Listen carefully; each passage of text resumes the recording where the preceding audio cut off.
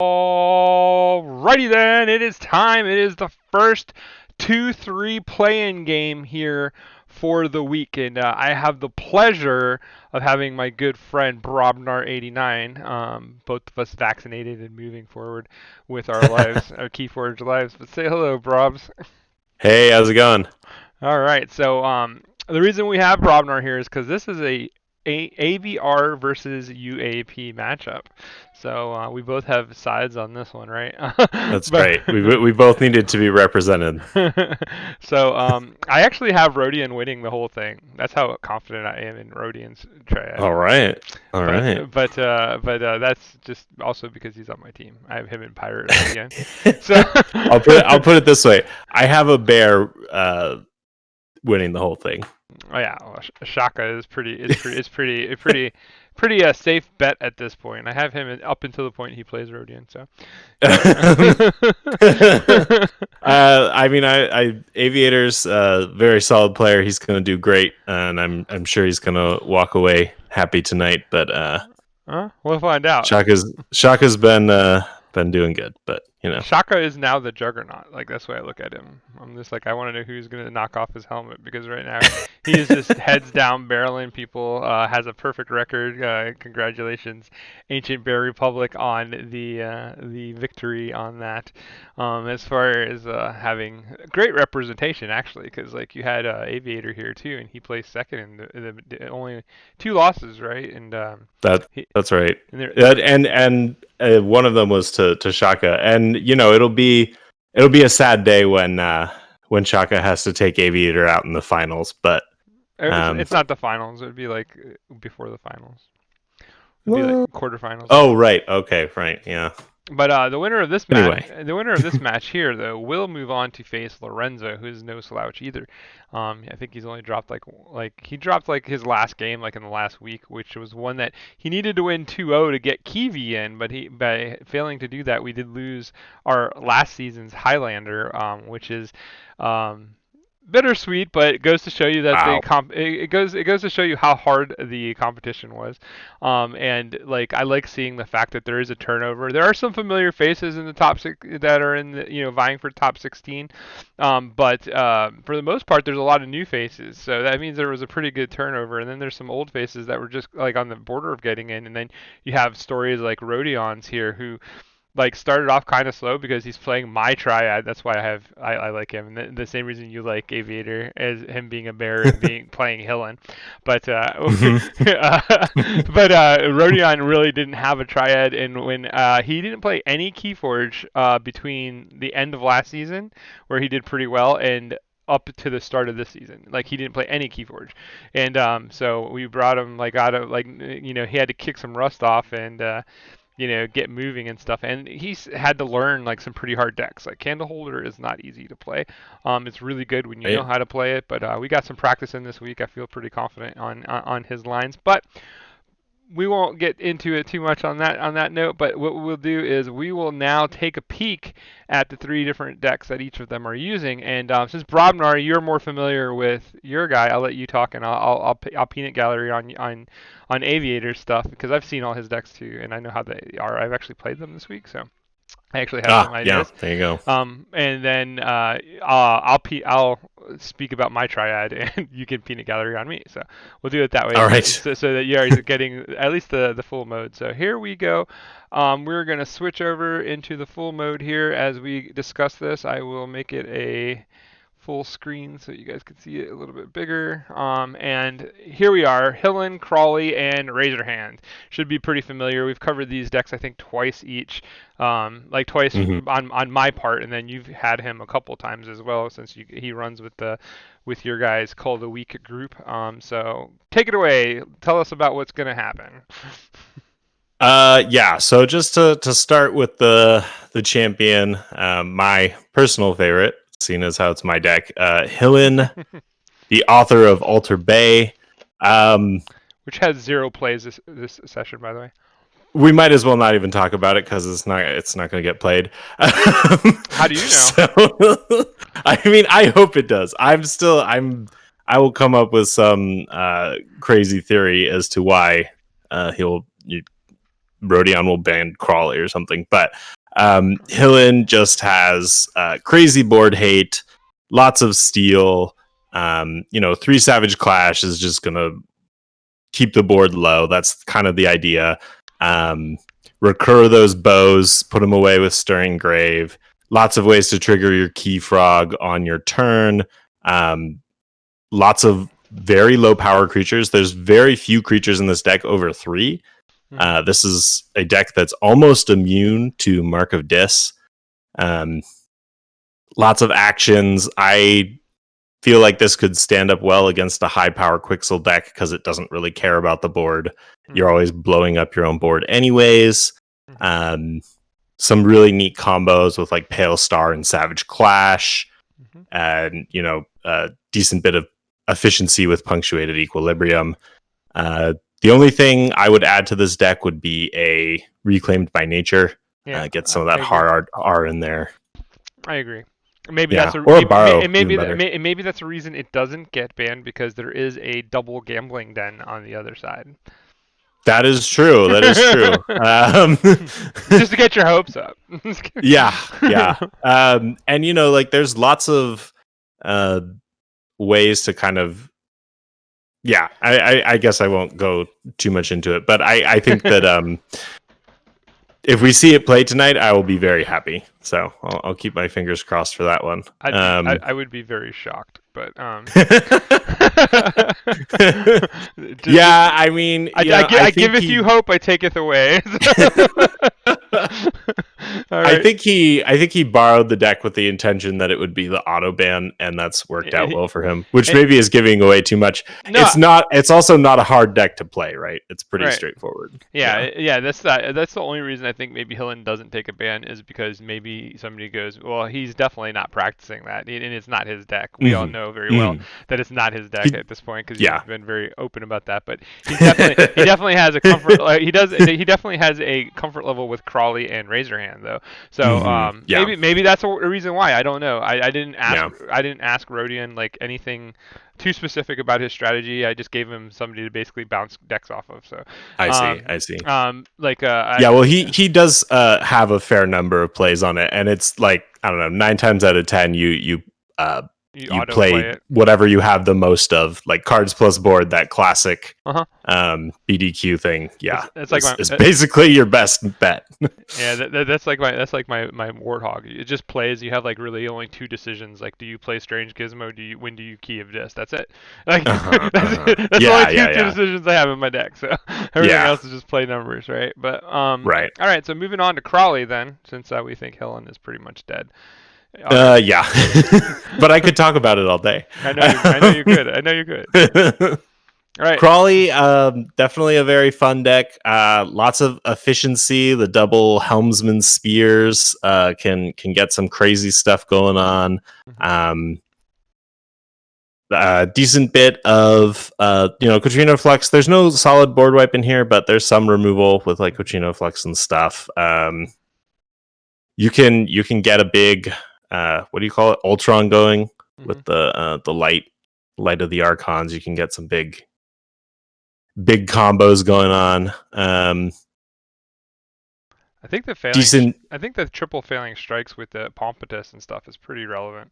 I think that's pretty dirty. And then like you do have the Morpheus too, that has like the Gallums and the Odax and stuff that gets extra value.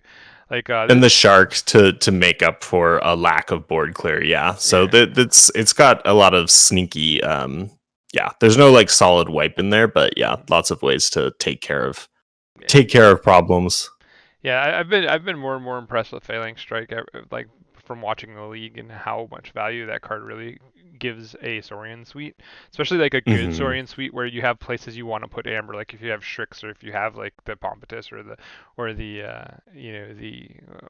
what's that dude's name? the one that gives everybody Ungus, Primus Ungus, Ungus, yeah. yeah, like things like that. Like Failing Strike has just been a superstar and doing well. So, and having Yeah, like and I mean, there's 23 creatures in this deck, so right, yeah, that's what I'm yeah. saying. Like they're pretty reliable in this layout, hmm I think. And I think Yeah, the the key card of this is also is in countersuit. Because you get that on the right creature, like you get that on the Pompatus or whatever, it could be game over. right, right. And like the Pompatus might just it would become so big it would be ridiculous, and there's not really any like good way to get rid of it, and hmm without having to waste double resources on it, right? Like triple resources even. But Yeah, get the crazy Ultron going for sure. Yeah, yeah, it yeah, can get out of hand. yeah. Voltron is not cool, but this deck does it well. So, all right, let's like take a peek at Razorhand then. Razor Hand, classic code of value out of Razor Hand. Neat trick that Aviator likes with this is the Soul Snatcher with too much to protect. Yep. So he really likes that big value play. Get your opponent to like gain a bunch of amber with the Soul Snatcher and then steal it all with too much to protect. Hmm. There's no obviously there's not a board wipe in Shadows, but he does have the Poison Wave, which can uh, make some big play out of there. Hmm. Also, a decent amount of control in here. Double Control the Weak, Scrambler Storm, Yeah. decent efficiency out of Logos to help you set things up. Hmm. And, the Lash of Broken Dreams helps you set up that too much to protect play. That's kind of what the deck kind of revolves around. Yeah, so like the key here like is like that Soul Snatcher when it hits the board and if the too much to protect is in hand or ready to go. And can Mm-hmm. you protect that Amber Spike with the Control of the Weaks? It's pretty cool little tricky combo, like snatch combo that is pretty neat. If he had um like instead of a Tendrils of Pain or a Red Hot Armor, if he had gotten like a Gateway to Dis in this deck would be we'd be talking about this deck on a whole nother level, right? And then Yeah. maybe Hillen does Mm-hmm. get played at that point, um, but yeah, so those are the three Yeah. decks. So those are the three The, ga- decks. the gateway would make it a very, very like gambly deck, and I know Aviator likes that style of play. He likes to. Hmm. I like the sure bet, which is Yeah, more why I like Hill, and he likes that chaos, gambling. So that chaos maybe we should talk RNG. about gambling then. Maybe I think we might be doing that very soon. All right. So out of these three decks, I'm pretty sure we both think Hillen is the ban, right? Like Yeah, I'm no, pretty sure. no. Pretty sure there's no doubt in my mind that Hillen is not Mhm. going to get its first play of the season here. And what we'll I'll be do, surprised. I'll be very pleasantly surprised. yeah. So what we'll do is we will take a quick flip over to talk a little bit about my triad. Well, I mean, Rodion's triad as we start to check in with the guys and see. I haven't seen anybody talking yet, so that's a little bit discerning when we're getting ready to have their game start and nobody's actually chatting. So keep an eye on Discord for me while we do this. But we will make a move here to my decks or Rodion's decks. I keep saying my decks, but decks that I am very happy and familiar with. So he has Candleholder, the Warthog, and the Man that Borrows the Vortex. So let's talk about Warthog, because I think Warthog was the one that got banned last time by Hmm. Aviator, and it'll be interesting to see if it doesn't get banned or not. But Warthog is basically like Hillen in the fact that like you just play cards here. Like I said, the hardest thing about this deck is deciding when you want to key to dis and when like if you should play your strange gizmo depending on how your board looks. That's about it. Everything else you just play for value, you play for pips, you play for like just getting the most out of a turn as you can. It does have double too much to protect Fagin, triple urchin, bait and switch, lights out, like two poison waves, like it's just filthy. And the thing is like it's kind of sneaky in some sense because you don't see like a library access or anything, so you kind of go, well, the Logos is kind of weak. It doesn't do a lot, but the Logos is actually kind of not bad with the remote accesses and some of the like little things that it does. But it's kind of like more of a nuisance house, and then it does have the Ever Essence principle and the interdimensional graphs to go with Mm. all that. So scaling Amber control in this deck is ridiculous, right? Like there's just tons of it. There's like there's 4 counts of it. So like that's huge. And then you have 2 board wipes, like that's pretty huge. And then you have lots of bounce and lots of disruption with the Ember Imps, and the Snudge is there as well to kind of give you some extra like artifact annoyance if you need it with the remote access. So like this deck is just it's really good. It's very efficient. It just plays really well. Like it's one of the easiest decks I have to play, as in my opinion. But what do Yeah, like the scaling amber control, like you cannot go much past 6 ever, and basically.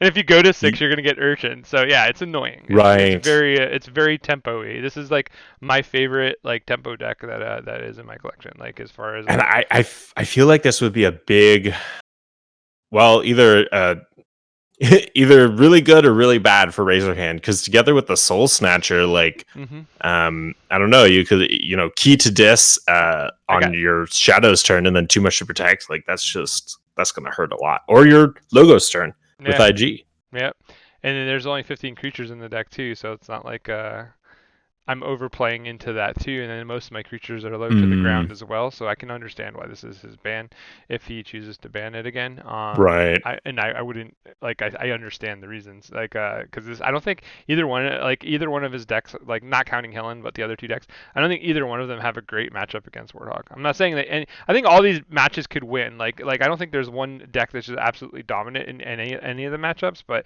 Yeah. they're all. This one is the one that probably has the most swing in both matchups against him. So, I think. Hmm. But that's my say. But all right, let's look at now the. I'm going to save the best for last. The man that borrows the vortex. We'll look at next. It's a 97 SAS. Good stuff deck. That's what this is. This is a deck that just plays an immense amount of good stuff and takes a lot of control. Plays a lot of tricks like with the Six Emperor and like the double lay of the lands. Like just there's just value throughout this whole deck. And then you have the triple Harbinger. You have the Lord Invidious. You have Caller of Subordination. So you have all kinds of just absolutely ugly things, and then you have Obsidian Forge there to empower all 3 of your harbingers as well. Um, this deck just plays a ton of value. This deck won against AV8R, so this is like I'm thinking that there might be a coin flip, but I still think that Warthog is probably more dangerous to him than Man that borrows Vortex, and I think that he Mm, probably will stick with Warthog based on the idea that the man that borrows Vortex just puts a ton of value into the game for him, right? So, right.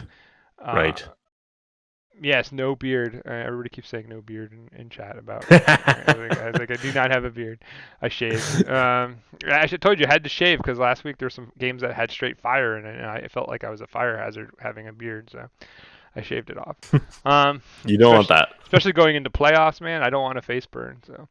Um, I expect a lot of value here. All right, so last but not least, the candle holder, the Shrewdly Hardened. This is the deck that most people are going to hedge their bet against, and I understand because a lot of people see this and they don't know like the value of this deck or how this deck gets to play. Even Rodion, I think, took a while to get used to it, Hmm. because in this deck you look at the dis, and the dis is basically an enabling house, even though it has 3 Infernuses. The Infernuses are a key part. Obviously, you have the Snudge Infernus combo, which is huge and stuff. You have the Dark Minion with an Amber Pip or a Damage Pip on him, so he's like really dangerous too for like wardy type things. Mm, And you see that it has 3 Stirring Graves and a Grim Reminder with a Gateway to Dis as well. So, like, you can see that this isn't your traditional Dis house, like where it's just disruptive and controlling. Is kind of like a recursion house. This is almost like the undead Dis, right? yeah. And that's where we kind of like live with that on this deck. Then when you look at Star Alliance, we'll save the best for last two.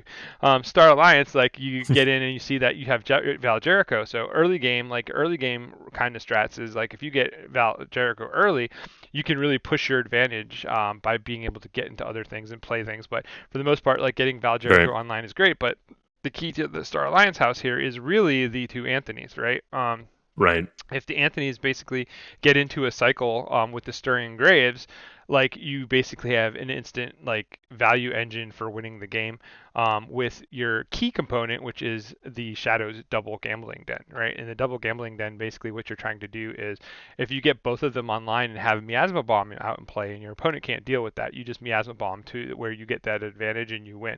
Right. Games with Candle Holder are always close, but the difference is that you're setting up your whole game to basically Miasma Bomb, to your value, Valt's Blessing to your value, double Anthony like recursions with Stirring Graves and stuff, basically alternating turns and making them deal with the Anthony and trying to get rid of the Anthony.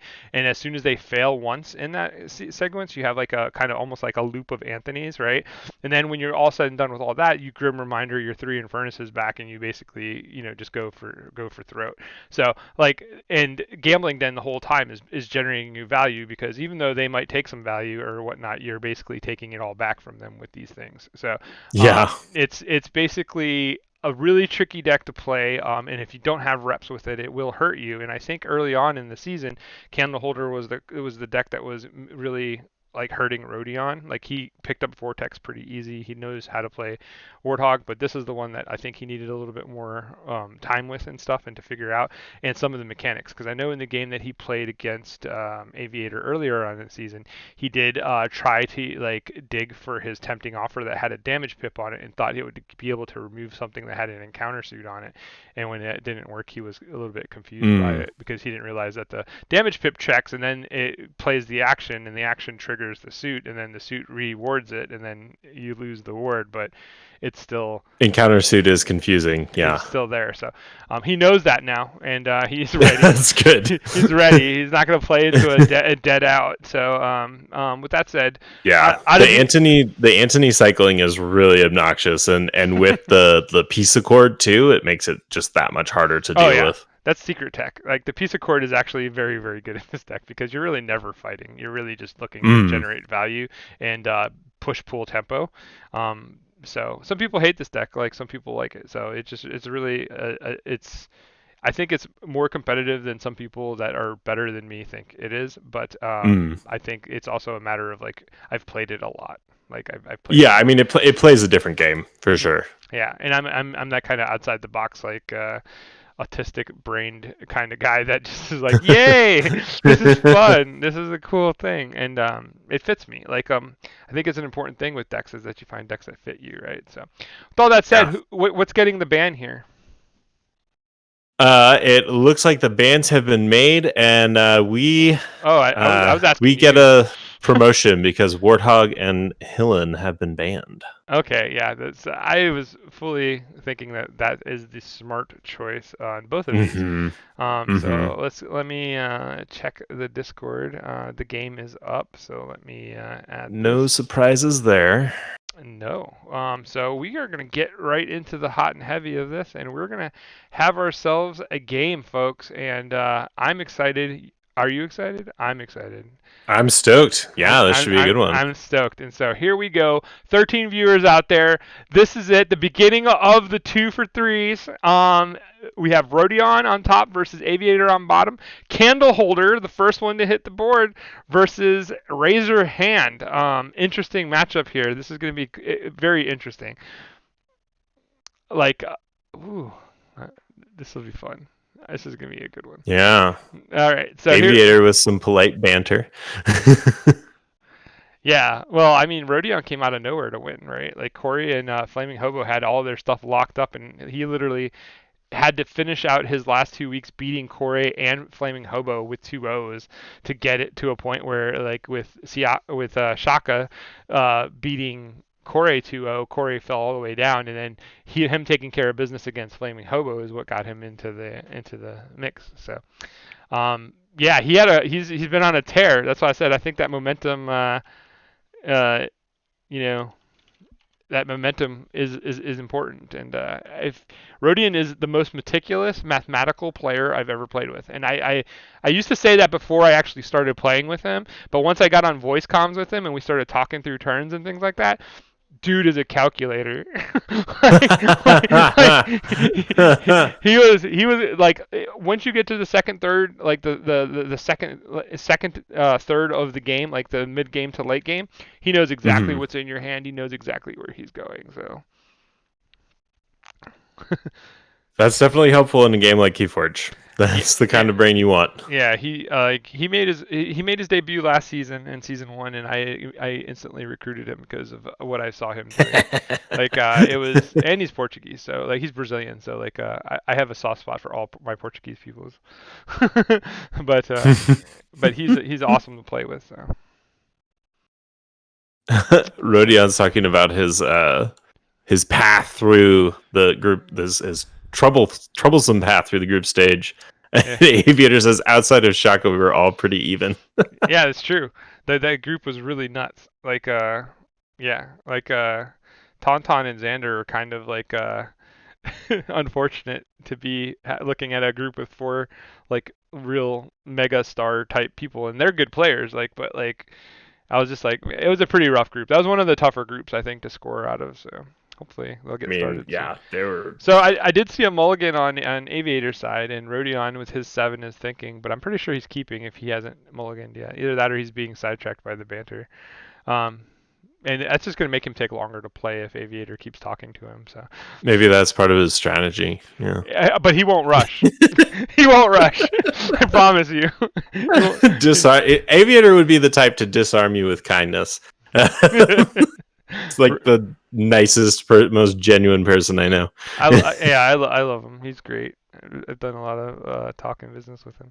So we see the first turn play being a Garcia, That's interesting. which makes me interested to know what else is in his hand because Yeah. that's kind of more of a later game card, and he's like knocking it out early. So what are what and are the response is a lash. So okay. lash into dust M? So that's actually pretty decent for I Amber mean, play. that's great, but nobody's forging cheap keys anytime soon, I guess.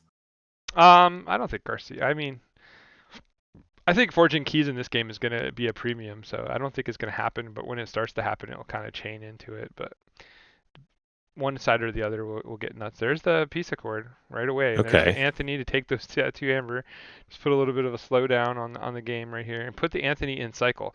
Now playing these capture mechanics early is good as well because of the stirring graves and getting them into the archives for when he needs them. Because there's nothing that Aviator can do that will slow that down. So like there's no Desanias or anything juicy like that. So he's kind of safe if he can get things into his archive.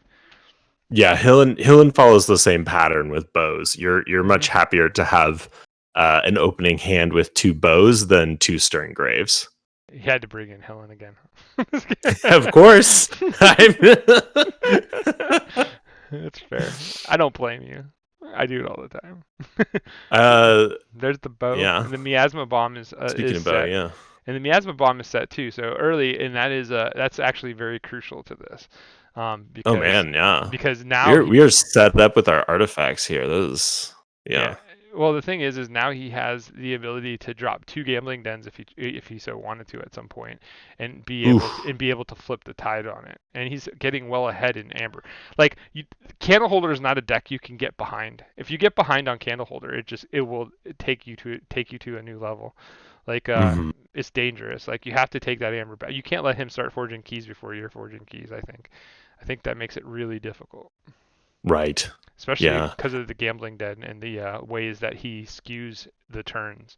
Because like, And with this opportunist on the Garcia, like that's gonna hmm make it very hard for him to get rid of that. So getting the first key in, I mean he's got Chirette down now, but yeah, that's good capture. But will it stick? I mean it's no Anthony. I think Anthony fights the charette here and takes that amber back. And I mean he would lose one to the piece of court, I guess, but Oh, I guess yeah, but maybe he doesn't. Maybe he has other tricks that he can get.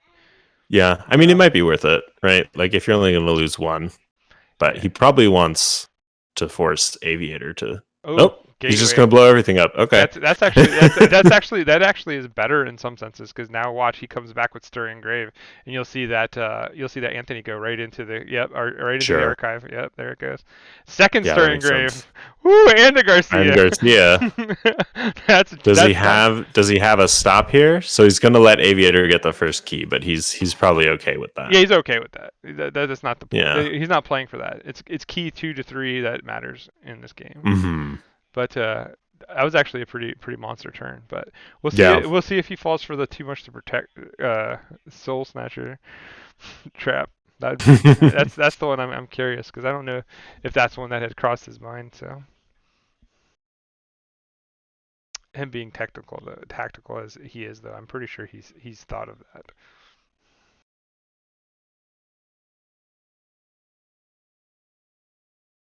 It's a Aviator has quiet not gone shadows yet, so it's a quiet group out there today in the stream chat. So if you guys are out there, who's winning this game, guys? Who's winning this game? You know, Aviator won 2-1 last time.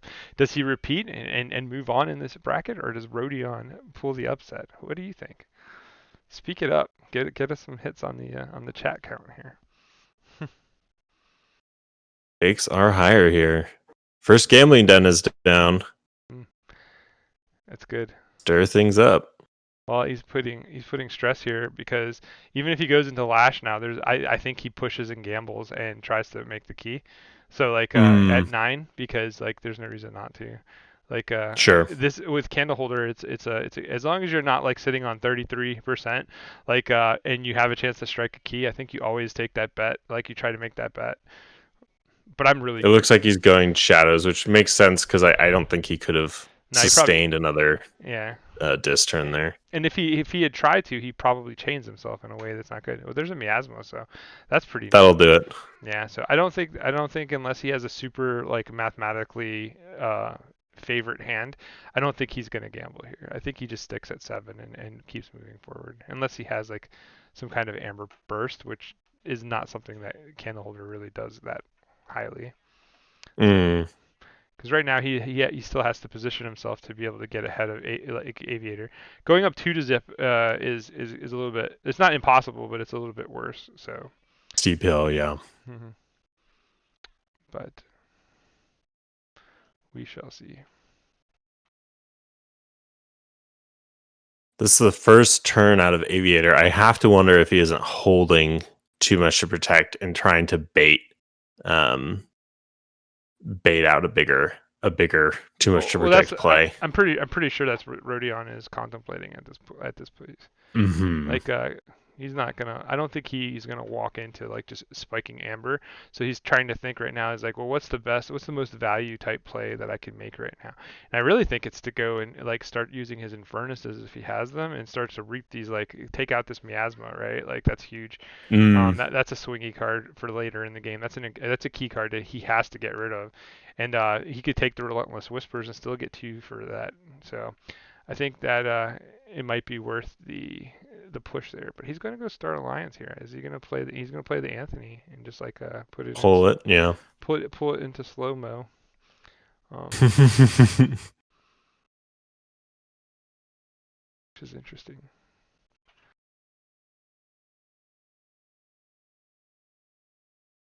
Thinking about if he wants to keep that first card or not.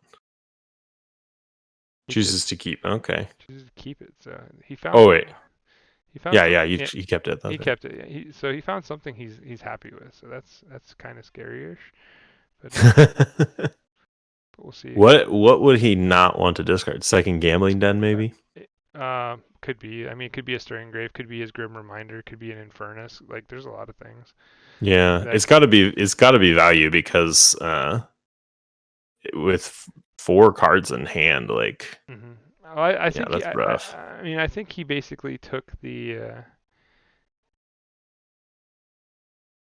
Aviator was able to hit the gambling den on his bet, so that's good for him. He goes up to 3, but I think he took the Anthony and the Garcia into play here because of the too much to protect.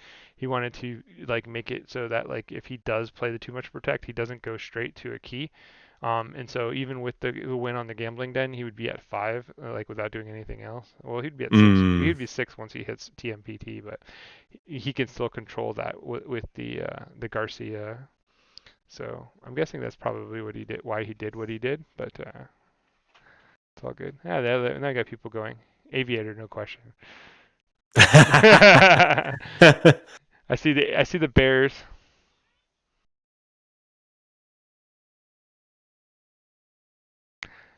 I see some Oh, people. Kelly is unique. Thinks the double the double Anthony is gross enough to win the game. I can't disagree with that. Yeah, like I said, I think that there is actually like good precedence here that like Candleholder like is I don't think it's like stunning, but Candleholder can beat both of his decks, but it's going to be close. And I like the only decks I thought that would be like warping were Hillen and Warthog, and so all these games are going to play to quite a quite a tight game, and whoever draws better, right? Like whoever gets the right cards when they need them. Aviator looks like he's allowing the Forge here to get off a decent library access turn. I don't know if I'd call it Or great. maybe he wanted more out of that. Like that didn't seem like too. It's still good. Like he still got value, but like Yeah. maybe he was thinking he would hit more off of it. Yeah. And what's and does he have like he has no scaling in there or anything. So I he, have to think so. he No, was he doesn't have he was probably trying to hit the phase shift. Maybe he was gambling mm, the phase shift to try to TMPT or something. Like I don't know. I mean he played 4 logos cards. Yeah, so Yeah. he's probably trying to find the phase shift to try to be tricky. And maybe it didn't go through. But that's a good time to try that trick, right? Like, Hmm. so, Yeah, so I mean he probably drew 1 or 2 of those, so yeah. So that piece of cord band doing work. yeah. No, it's locking this board down, just making everything sticky. There's the Oh, second. So second maybe gambling that den. is what Scout Pete found. Oh, oh, this game is about to get crazy.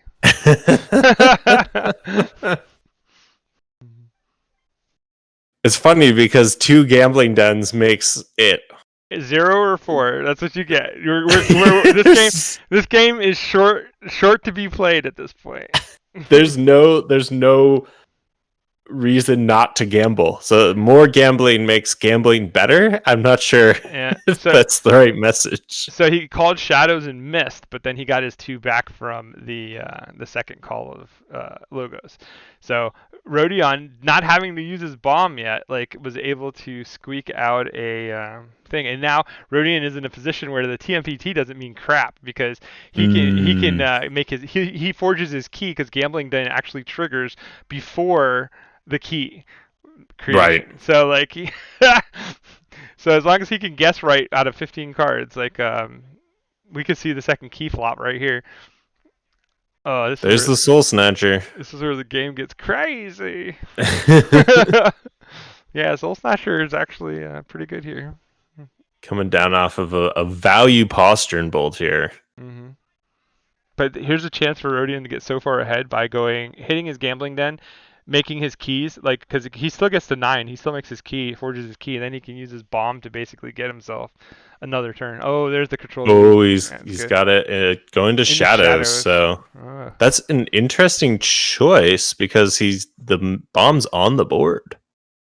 Yeah, but the I think he'd rather not gamble against a Infernus or a Anthony at this point, right? Like, Hmm. be I recoil. guess that's true. So Yeah, Anthony might be. he chooses this and hits it. Boom! Oh. That's how you gamble, baby. This is what we were. This is what we were working on yesterday. Get greedy. Get greedy. Get greedy, I mean, baby. that's yeah, that's what you want, right? So Yep. But that means that there's a lot of shadows in his deck still. So the shadows on the control of the week on the shadows might have been a great call. Does he have anything else he can do? That's the question. Which I'm sure he does. yeah. Does he use the miasma bomb this turn? I think he does. What do you think? Yeah, If you, I think that makes I think sense. you have to, because if he hits you with the second control of the week, like you're going to be so far behind if you give him a key here. So, because he's Hmm. gonna get two gambling dens off of that. That would be sick. So you got to If he does control the week twice in a row here, that could be a good catch up mechanism for him. yeah, that puts the game a lot trickier. That means he has to have Hmm. another Anthony. He has to have those Infernus. He has to get doing that. But he needs to get into his Infernuses now, because one control of the week is available. So he can knock out a control of the week and a Miasma here for value, and that makes the game, like for Aviator, a lot trickier. Like Yeah, you know what I'm saying? Like you start taking those right. tools away, and that's how Candle Holder has to play. So I'm Yeah, Aviator's getting close to flipping here. So if we don't see those Infernuses soon, those value cards are going to be shuffled back. Yeah. See him mugging. Ooh, he's gonna mug the Anthony, take an extra amber. I love that move. So good. That's solid. Yeah. He hasn't decided what he wants to mug yet, though. Is he gonna kill something here? Like, what would he kill that would make a difference? I guess he could kill the Brain Eater to expose the mechanic, and then like, because he knows like maybe he can't stop the key, and like he wants to be in a position where his gambling den is a super threat. But that also, like, killing that, like, he kills the Anthony though, he gets two amber and only gives one back to Aviator. So that's probably the best Yeah. play. That's the And I best mean play. he's gonna Two, probably drop the bomb anyways, right? So I don't know if he cares. yeah, but that's what I'm saying. Like he could get, like, for that mug value, he can basically take an amber off of Anthony, get three. That he gets three, like he gets two basically, goes to three because of Yeah. the Snow Snatcher. So that's actually pretty solid. And again, Yeah. he's putting himself in a threat now, that where if he doesn't hit Lash, like turn on Lash, like he could win next turn. He could gamble and Mm-hmm. win. And Mm-hmm. so that's crazy. That double gambling done. Yep. So good. Definitely throws a wrench into everything. Come on, bomb. I think it's the time. Lots Actually, of game warping artifacts out right now with the Soul Snatcher, the double gambling den, and the piece of cord. It's all it's all so good, man. yeah. This is a juicy game. Mm-hmm. And the thing is like both players like are playing artifacts that people aren't used to playing against. So Yeah. it really, like, this is kind of the series that we're doing on our podcast right now, where we're talking about cards that just change the way you play Keyforge. We just Mm. did one on um the discard brain fart. No, Heart of the Forest. We did Heart of the Forest, and Mm. we brought Jason Bargender on, because if you're going to talk about Heart of the Forest, that's the pro, right? So, Sure. Yeah. but it was pretty interesting. If you haven't heard it, go check it out. It's pretty good. And we'll have him back again when we talk about Eaton's Jar, because that's another one of his pets. So, um, yep. Yeah, that sort of area of the game is definitely a popular one for a lot of folks on the ABR team. Lots of us like game warping artifacts that make the game harder to play. Quixel Stone is a very popular one. Yeah, well, if you look at the best decks on Tracker while we wait for this turn to boil out, um, Hmm. it basically comes down to like a move here. I'm gonna prompt Rodion here. Okay. He was really thinking hard about that bomb. I think he should have popped it. I think that might have been a miscue, because if he doesn't have the second control of the week, he might not go back Yeah, into shadows. So that and would be, he just gambled to get up to 12. So yeah, yeah. I guess he's saving it for his last Well, here. I mean, he does protect himself in the sense that, again, like Aviator goes into like he's expecting a control the weak turn into shadows here probably, Hmm. because if you put him in anything else, he's safe, right? But so this Yeah. kind of gives him the bailout now, because he did hit the gambling den to hit the miasma bomb, and I'm guessing that's why he made the decision not to go, which is wise. But that means that he has to have Infernus and or like Anthony in his hand. Like I think you have to have both actually to make that call.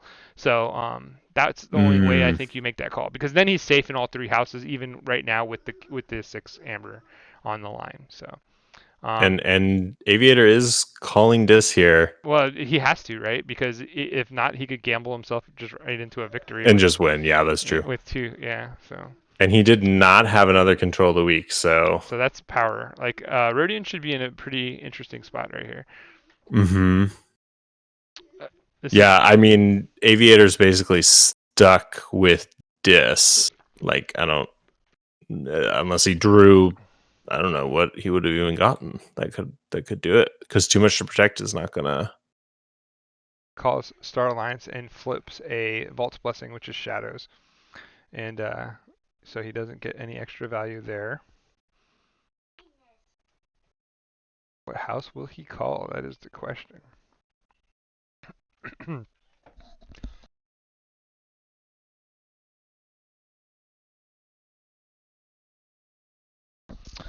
My guess would be he. Goes Okay, back. I think he goes well, back into I shadows. guess he goes to Miasma Bomb, yeah, Yeah, Miasma which Bomb. is fine. Because again, it's threatening. We're seeing two. Well, you know what? You know what the trick here is that he knows what the top card is. Because he didn't draw. Yeah, He knows okay, that it's shadows and he knows it's gambling den. So, right. that's huge. Like that's huge. But was there a control of the week there? No, Yeah, it I think. was Oh no, that's just stirring grave. yeah. Okay, so He discarded the Stirring Grave with Toxin. Yeah. So he has no discards in hand, or at least not that any that he's playing. Yeah. So how does he? That's Okay, it. so he didn't have it. He didn't have it. See, so that was weird. Like I kind of wonder what was in his hand there, but we'll He see. didn't. He must not have had the Antony or the the Infernuses, I guess. Yeah. I guess he did end up drawing a card too because he didn't know the top card. He didn't know that it was Red Penny, so it did flip from the Vault's Blessing. Oh, he. So he had one card that he had to draw. Oh, because Aviator had discarded his card with Toxin the turn before. Two Oh, turns in a row, he right. discarded one of the cards from hand. So yeah, so he did draw up. All right, so we will look for the new game. That was some fire though. Do you think he comes back and plays Candleholder? I think Candleholder against Crawley is actually really good. Um, I think that yeah, Vortex is better against Crawley, but like I think that he has to win with Candleholder anyway, so maybe he just sticks to Candleholder. The hardest deck he has to play is definitely Candleholder, so. But he played that one pretty well. I just question that turn that he didn't use the bomb because he could have came back and went into like he would have held him off a key and had a turn to do something else. So that would be interesting. So right. it's 1-0. That's definitely something to ask about because I'm curious what his thinking was there. Yeah, I would like to know. Curious minds want to know. All right, come on, watch this. Let's go. Because he basically forced himself back into shadows, since presumably he didn't have any of those, other outs, right? Like the Infernus or the Antony, Yeah. or he would have played them, right? So. All right, what did these clowns make the password? Oh, there we go. It worked. I was like, why can't I get past the password? So he has stuck with Candleholder. So we are going to see Candleholder versus Crawley here. All right.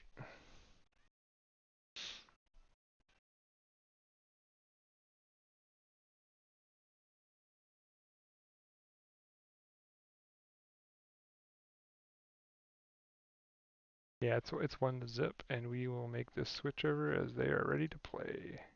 Another very quick mole from Aviator.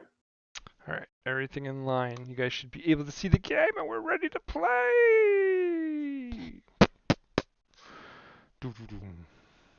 So, Rodion keeping 7 cards again, maybe?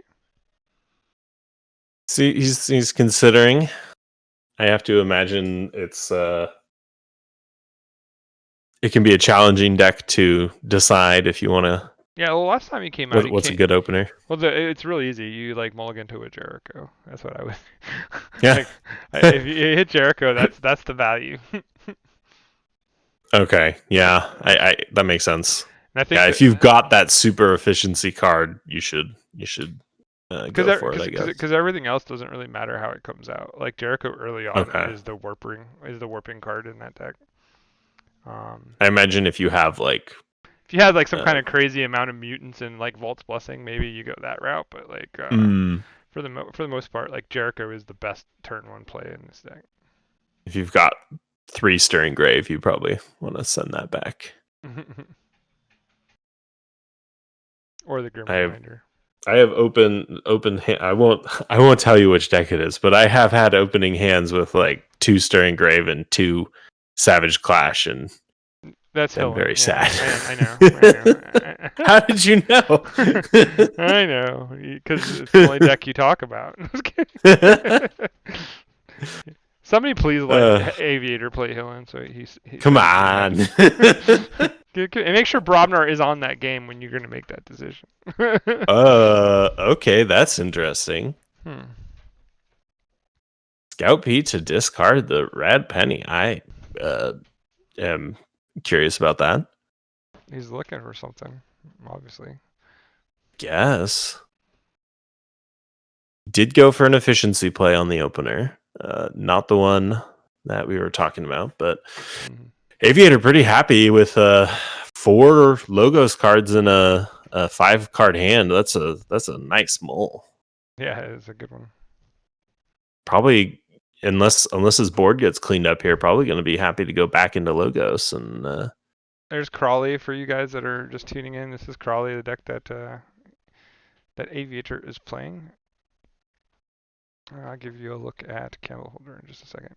Like the big things in this deck are gonna be like your Neutron Shark, right? And like your Neutron Shark and I think your Pompatus are the two big cards.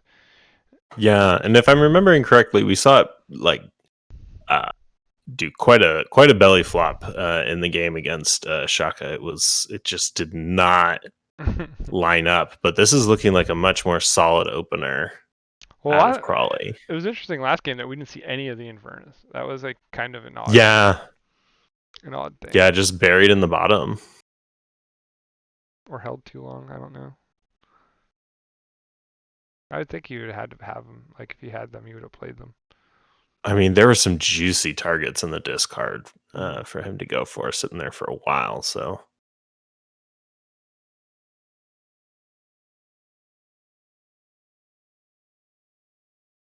more efficiency coming out. Grim Reminder getting the discard by Scout Pete, and then New Frontiers, or was that discarded by New Frontiers? Starting to review the top three cards. So Anthony is in the archive at this point because he called Star Alliance. He lost his Vault's Blessing and his Grim Reminder, which is actually kind of bad. Yeah, those are But those are having both but big play cards. but having Anthony in the archive is actually decent. Yeah, that is good, and that's probably the more important than the other 4 cards. But that's that's a sad looking discard right there.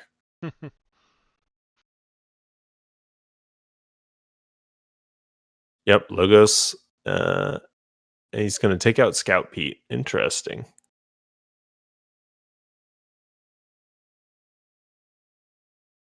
I don't think that's wrong because honestly, like he's gonna have to fight the board more than anything else like here because if the board gets too wide, he doesn't have a catch-up mechanic in it.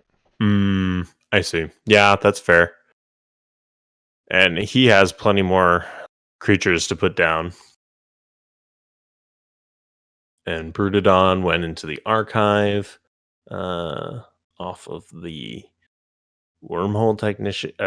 Yeah, Wormhole Technician. So he's just zipping along through his deck here. I think my bot does decks. I don't know how it. Yeah, there you go. So that's like you can type in. I didn't bring up the right one, but of course not. A different candle holder. I guess there's more than one candle holders.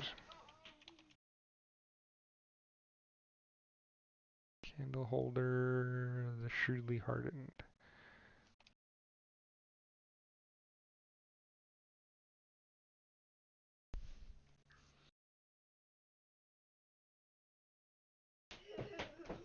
There you go. That is the candle holder deck that is being played.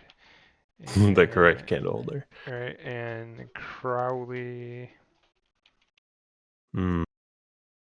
Is he going to target his own How do you stuff with spell? Infernus, or just, I don't know, like a sanitation engineer and twin bolt emissions? Yeah, he takes out his New Frontiers and his Vault's Blessing. I guess he really wanted to get those pips. And the Stirring Graves are more important um, than either of those cards is. Like Vault's Blessing, you're happy if you get it, but it's not There's like not that the there's not that many mutants in his deck yeah yeah. that's gonna sway that. So I guess Crowley Bread doesn't work. Oh, thank you for the follow. Yay, follows. Crowley. Aviator's setting up a. We know he has at least 2 Dino cards in the archive, so he's probably setting up for just to have a big Dino backup ready to go whenever this madness is done. Crowley Breadlawn Centurion. I think that's the right one. Yeah, that's the right deck. So there you go. I am prod. Um, those are the 2 correct decks. I'm curious about the quadricorder on Daughter because it's elusive. I would assume. I don't know. I might put it on the group think tank maybe, just because it's bigger and not already a target. But I think the elusive is pretty good because he recognizes that there's not really a direct way to deal with the daughter. Like here, I guess Katrina Flux is pretty big, but I guess 2 and 3, like he's protecting his threes by putting it on a 2. Is what I'm assuming. okay, Because right. that means he can't take out both the daughter and the Edai. Whereas if he the Eddie, so if he puts it like on a 3, then he could take out the Edai, the Ed, and like I think you'd rather keep the Edai than the daughter. Interesting. I guess I'm just generally reluctant to put value upgrades on creatures that are already valuable. I think that's just playing against his Katrina Flux, like I said, Yeah, that makes sense. because that way Here's he the can. Val. Yeah, it's a bit late, but better than never. Trying to keep up with that There's that. efficiency out of Aviator. There's that stirring grave. Aviator still has 0 amber, so That's what this deck does. nothing on the board. Like there's no like all this efficiency. Like he set up a okay archive, but like Well, Crawley only has like 6 or 8 like raw amber, so I don't think he's in a rush like as much as he is to do the stuff he's doing right now, like this, where he's setting up the board. Yeah, that's yeah, true. And the failing strike's gonna get some work in. Pretty solid. interesting. He didn't pull his archives. We know there's at least 2 dinos in the archive. The third one was put in by Edai, so I assume it's probably also dinos. So More Infernus. curious. Get rid of those. Kaboom! And there goes all that work. Here comes those Infernuses to get some value.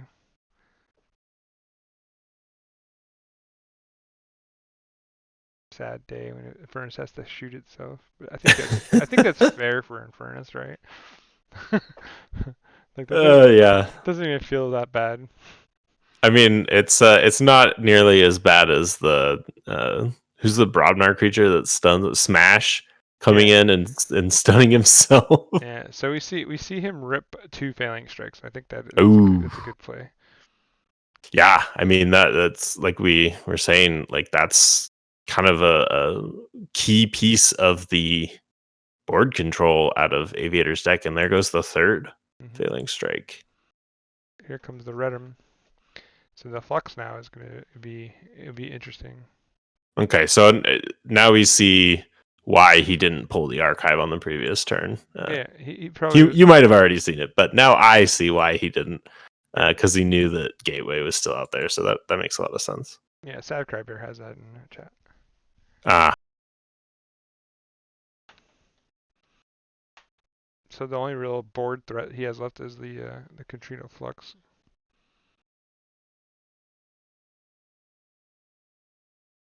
I'll Intact. make short work of the Gallum. Yeah. Okay, he's going into Shadow, so is he setting up to get his bomb on board and get the gambling dens rolling here? Yeah, Hmm. surprising lack of artifacts so far. Hmm. Crawley has Shark, so it makes sense that you don't want to overcommit the your win con to a Shark, but at some point.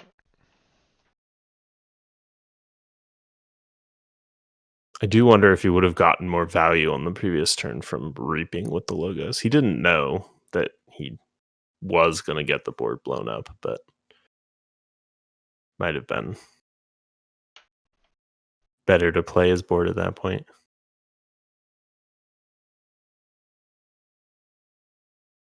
A lot of cards in hand. Means you're not drawing as much as you want to. Yeah. But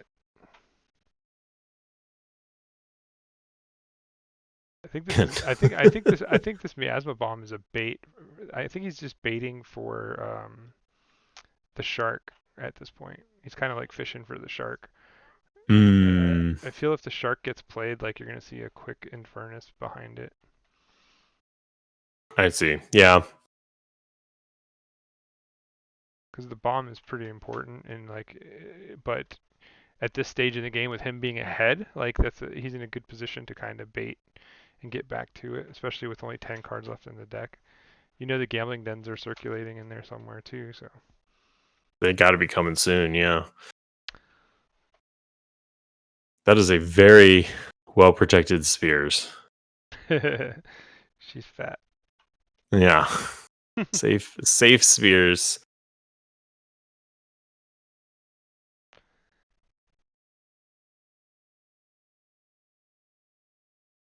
But with both tempting offers in the discard now too. Yeah. Hmm. I guess it wouldn't have mattered actually because of the encounter suit, but Yeah, and countersuits just silly. On Spears, it's a good place for it to sit too. oh yeah. Yeah, he's happy with that. Mm. Still only looking at 2 amber though. I mean, what's his That smudge is legit.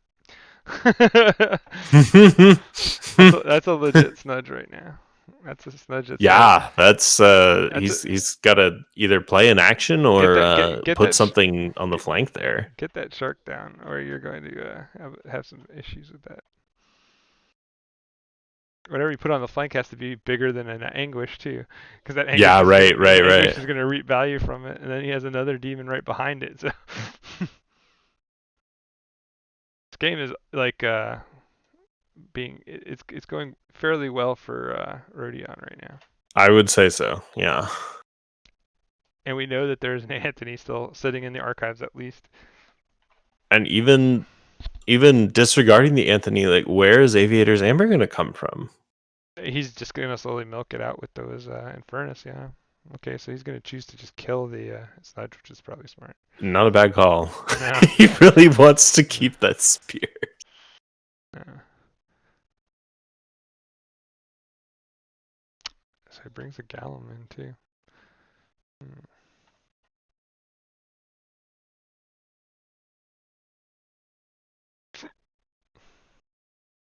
There's a city state. That's about to get eaten by an Infernus, I think, at some point. Mm, That's a key card too that he needs to work on getting rid of. yeah. Nom nom nom nom nom. No pip, but lots of value. And being ahead, he can afford that a bit because there's not really a reason. But does he have the other Infernus? Like he has to still cycle his deck, so still a lot of game left here, folks. Yeah. I mean, we've definitely seen Rodion surging a bit, but Aviator's got the tools to I draw mean, this out, and we'll he see if he can turn it around. he just has to turn up the board state. Like especially now that he has Helms online. Um, I don't know. Like, yeah, there's still a decent amount of value to be had out of a Star Alliance cycle, but like, Hmm. I don't think Helms is as scary as it is in some decks. Like with this, like Hmm. you can Voltron her up and stuff, and she's there, but like I wonder. But there's Jericho. I mean, she's definitely not going anywhere, but yeah, like what do you do with that? Well, Jericho comes into play now. Like he has Anthony. He's stacking his all his stuff, and he put a Garcia in there too, right? Like the Garcia's in there, the Anthony's in there, the Jericho's in there now. Like there's quite a On bit. Rodion side, yeah, yeah. Yeah, there's quite a bit of stuff in the archive. There's a pop. Like that's a way to pop the ward if he was gonna go after that Spears if he could Oh, I see. Okay. with the Dark Minion, but I don't think he's going to do that yet because he can't get past the taunt. Right. Yeah, you hit the Gallum with it. Well, there's the Infernus. He does I get. guess he figures another action will be played, so why waste it? Mm-hmm.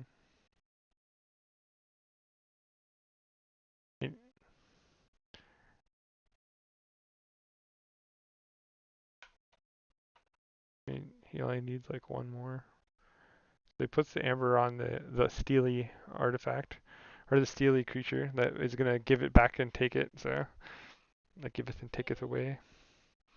So he goes ahead and purges Yeah. the Stomp and the Phalanx Strike and the City State City Interest. State. Oh, those failing streaks. Yep, that's good. Oh man. Those are the right purges, though, right? Like, other than Neutron Shark, I don't think there's a more valuable target. Okay, Spears with the immediate reap, discarding Hapsis and Twin Bolt. So Hmm. he's digging, but not I mean not a ton. Hmm. Ingram or the Gallum, maybe? No, he puts it on the Hmm. auxiliary. Okay. Yeah, that makes sense. I don't know with the minion, because the minion dies, that's another damage on everything. Like, so the Gallon would take another damage there. So That's true. if he draws any damage pip, like he could kill the Gallon. If you can find another pip, yeah, that's Yeah. true. That Spears is becoming a amber depository.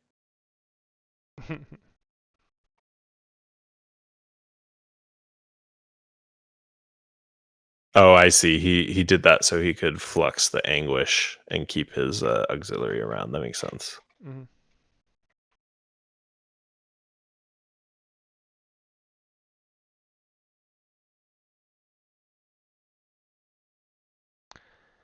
What a game.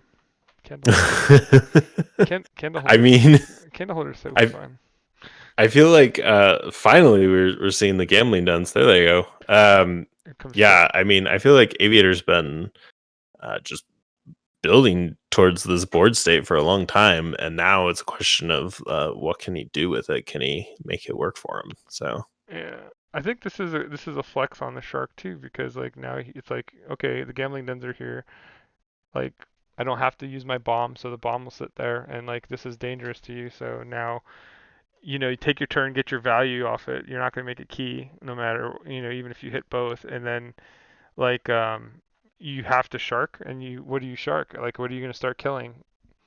Like hmm. there's only so many things he can kill. Like everything on the board right now is decent for him. So like he'd have to flood the board with bad logos cards, I guess, and get Yeah. value that way. But there's only two cards left in the draw pile too. So this is having not a lot of cards left makes the shark very weak as well. So this is kind of a flex play right here. This is like him going, "Go ahead, shark. You can kill both my dens with your shark if you don't have any logos cards in your draw pile." And then Right. if your shark dies or is left on the board, I'm gonna kill it. Like I'm gonna eat it. Like And then what? Yeah. Yeah. is he Yeah, gonna my guess would be he's gonna is he go. but he's not gonna eat it because there is 3 Infernuses in the graveyard. But oh, the Grim Reminder's there as well because he lost the Grim Reminder earlier. See how valuable that was to lose that Grim Reminder? Because right now those 3 Infernuses would have been coming back to that archive pile. So Rodion Yeah, goes, I'm. My guess is he's gonna go Starlight. Oh, or Aviator goes and misses, so he breaks even. okay. So that's Yeah, really threatening now because now Rodion is going to get a go with like a go at it. So he has to think that there's a chance for him to hit 4 Amber here, which means yeah, and he probably doesn't want to go Dinos. I'm guessing. I don't know. There's how much in the discard? There's like 7. Yeah. Okay. So he's going Logos. So that might be the play. The trashier. Yep. Okay. You okay, called it. yeah.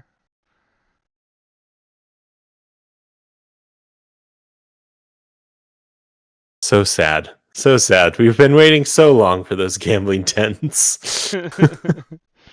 But the shark is reloaded, so that's good. But the den is still there. Like this is a Okay, he left one that and means blew up the. Rodion is gonna gamble here, 100%. Yeah, right. Like this is a Yeah, you chance. have This is to. a chance to get ahead 2 keys or like not be. Yeah, so he hits. Bang. That's what you do in this deck. You have to gamble when you are at a place where you can make a key every time. Like that's the House of the Rising Sun, folks. Like when you're playing gambling down, when you have a chance to win it all, you got to take that chance. If you miss, you miss, and you rebuild to it. But that right there, my friends, is the House of the Rising Sun.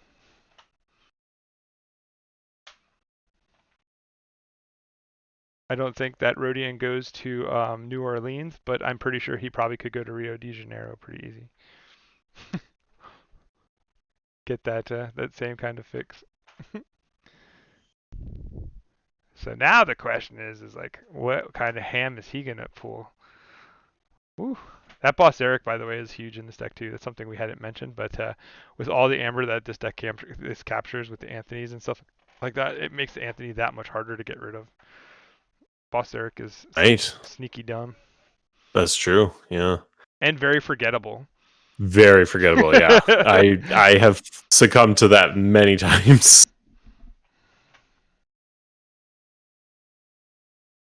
So Star Alliance. So he's gonna try to dig. Get some efficiency going with that. Ultra Spears. Oh, Oh, Rodion. Sorry, Rodion's turn. look Excuse at me. yeah. I say this is Rodion's turn. This is like we're going big. There's Peace Accord. Oh, that's so good. Oh, this is about to get grody. Wonder if we'll see uh Anthony coming down here. Oh, we're gonna see Jericho. We're gonna see Anthony Garcia. You're gonna see the whole clan because that puts him in a place Oh, to he pulled win. the archive. Right. That gets him in a place to win next turn. Like if he can generate Yeah. just one more amber off of anything. Literally going, here I come.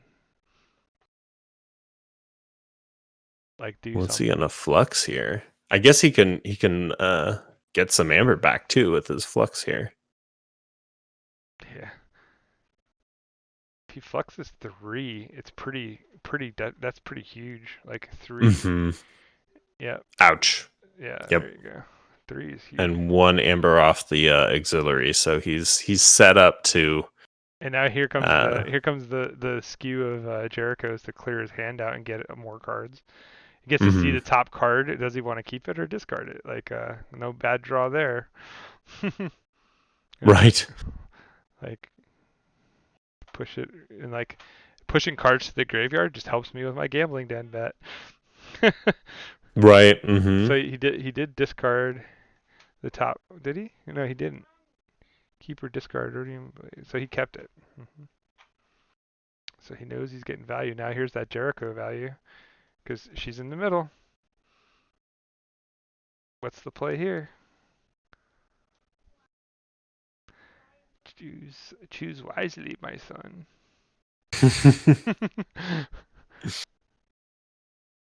It's the most value a Trigon has ever given is to put Jericho into the middle of the battle line. Oh, whoa, whoa, whoa. Whoa, whoa, whoa, whoa. Oh, he uses it to play the Stirring Grave to put the other Anthony into the archive. Oh, man. Nice! He has learned. Oh. Ouch. I shall call you Darth Rodion. And he goes to check, so that's huge because, yeah, gambling den, real. 9 cards in deck. He knows his odds. I'm not sure what outs Aviator's got here. I mean, I won't be surprised if we see Star Alliance and Prey, right? Could even Pray for. I don't think there's anything in there. Gallum. It's come down to there was. It's gonna come down to the gambling den play. Watch, make it come down to gambling den. Take 2 amber. Take 2 amber. Oh, he fights. Takes off the. I think that's actually kind of bad for him to take off the peace accord. Yeah. I mean, That gives him a lot of tricks, quote unquote. And there's another Anthony sitting in the archive as well. We know this.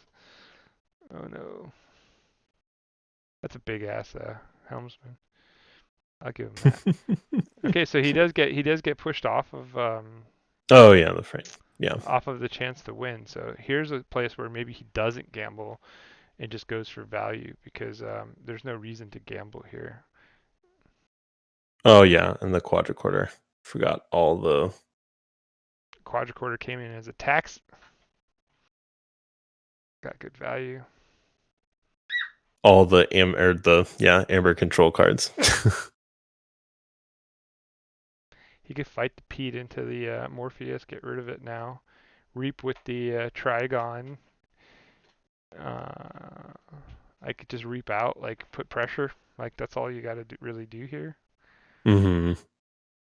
Yeah, I mean, Aviator is like very far behind. It's gonna be. I think you got to kill the Morpheus. Like I think that has to die.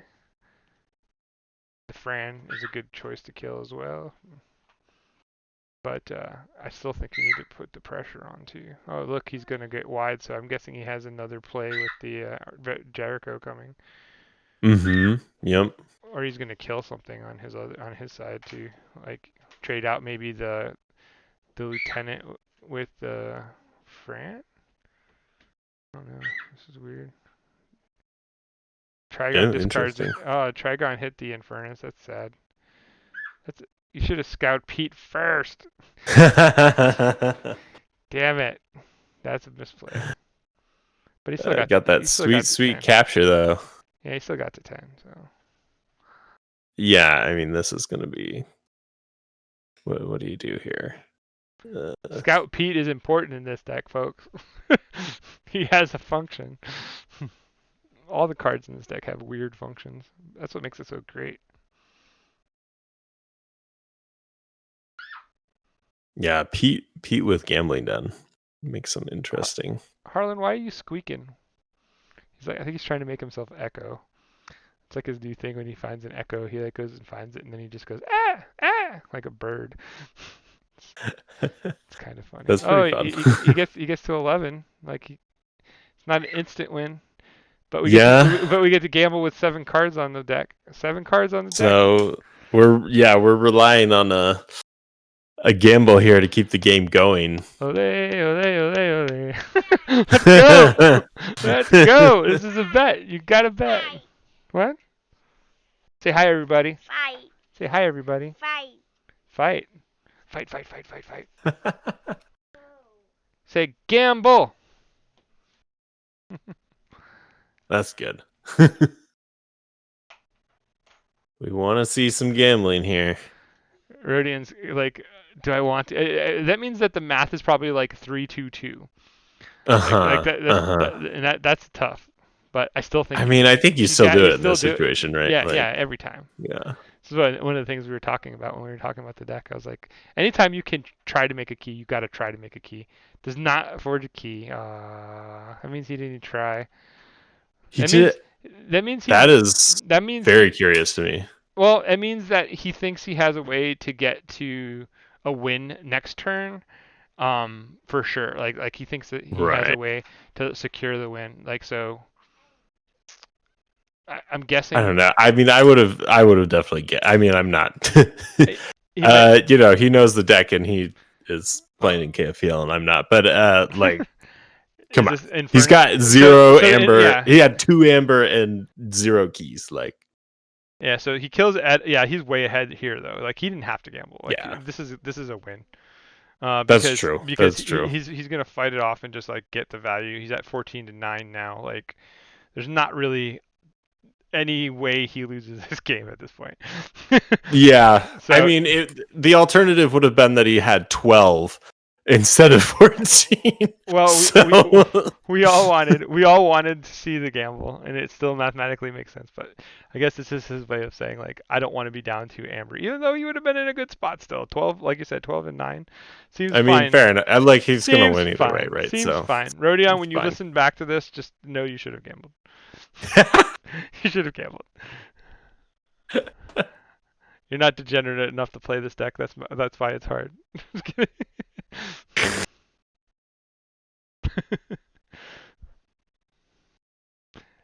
Is this just a flex to play? I mean, what could he be? What could he be going for?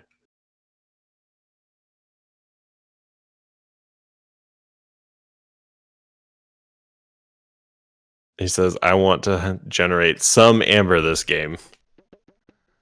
I don't want 0 keys, and if this goes to time, is he gonna win with tiebreaker rules? Like I don't know. I mean, I mean that's game over. Okay. Now he's like thinking to himself, "Damn it! Now I have to play against Vortex." yeah, yeah, that's true. Awesome game, man. That was sick. All right.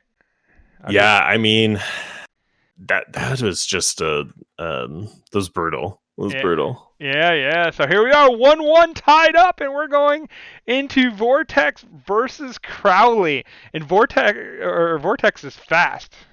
Like it does a lot of stuff, and Crowley, like if he plays as slow as that game went, like I think he's in trouble. Mm-hmm. This is kind of where I think like Rodion's happy to be at this place. I think. All right, let's see if I can watch this game. Yeah, I think that was AV8R won the coin flip. Yay! So we get to go. We don't have wow. we don't have to sit here and play this chasey game like we do sometimes. So we get to go straight into the last game. This is game 3. All the marbles. Only season 3 on the line. Yeah, great luck on with the TCO randomizer this time.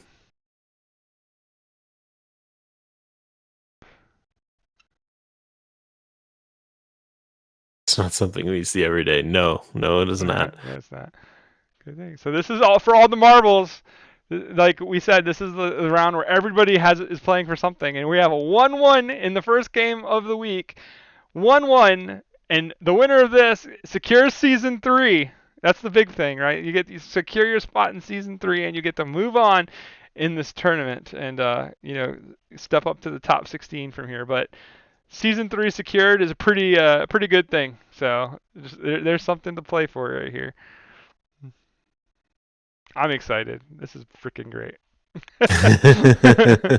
So the man that borrows the vortex. I'll put that in the Discord for the chat here in the thing. The man that borrows the vortex. This deck is pretty gas. I mean, it's a lot of I'm surprised that Crawley wants to go first, honestly, because that's giving Rodion, like if Rodion comes out with a heavy hand, like he doesn't mulligan here and he has like that mega hand with like Jericho and stuff like that, like he could just start creating advantage like that Crawley just won't never catch up to. Six Right. I six don't think six he can. six Aviator can allow that. Yeah. Six Semper answers everything. Spartasaur answers everything. Like there's just so many answers for the things he tries to do with Crawley and how with Crawley's low amber count that it could be dangerous. But let's find Hmm. out. Turn one, Lord Invictus. Turn one, like man, this deck is so stupid.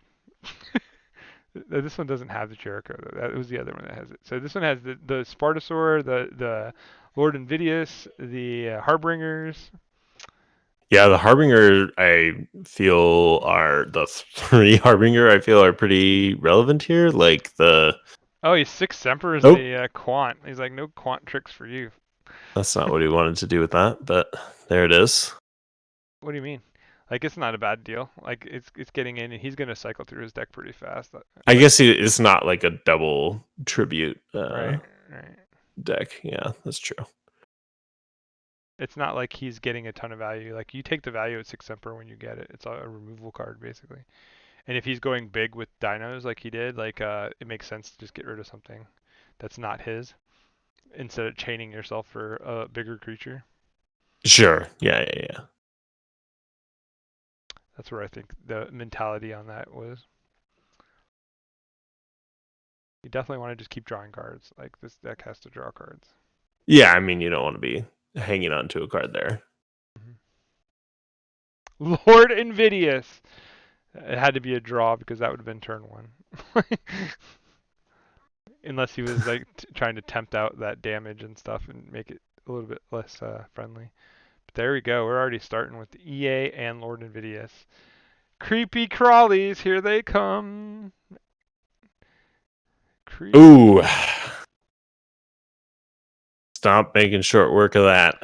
That's okay. It's one less stomp for later.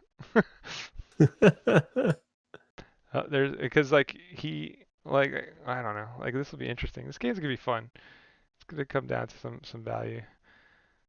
There's only one Infernus in this deck, so that's the good news for Crowley. Like he can't get all his failing strikes and stuff removed as quickly. The timeliness of the Infernus' last game was pretty key. Yeah, yeah, and you know they made short work of the few pips that he had too. So Mm-hmm. Crowley's got up to 3 amber already, so that's pretty good for speed. Like he's hmm. making moves.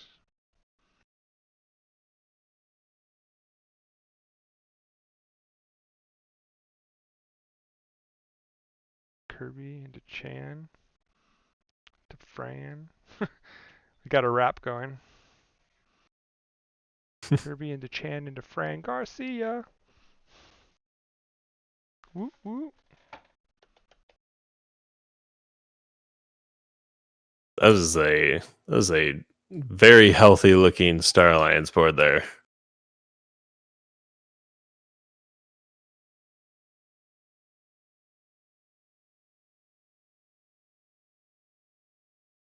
Cheating out the failing strike. That's nice.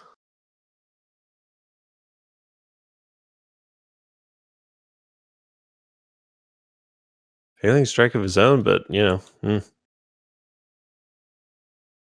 not doing too much there.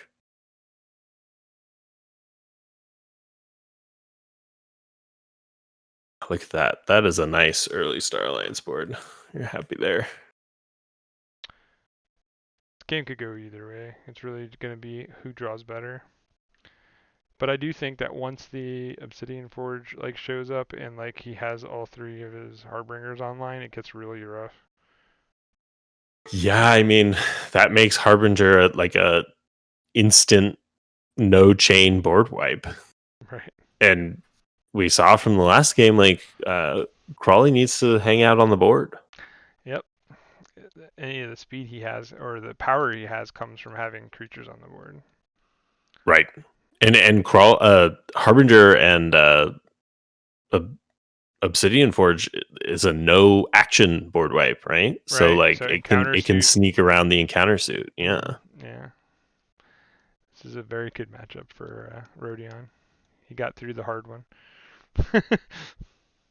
Yeah, I think that's right. I think the last matchup was definitely the more challenging one.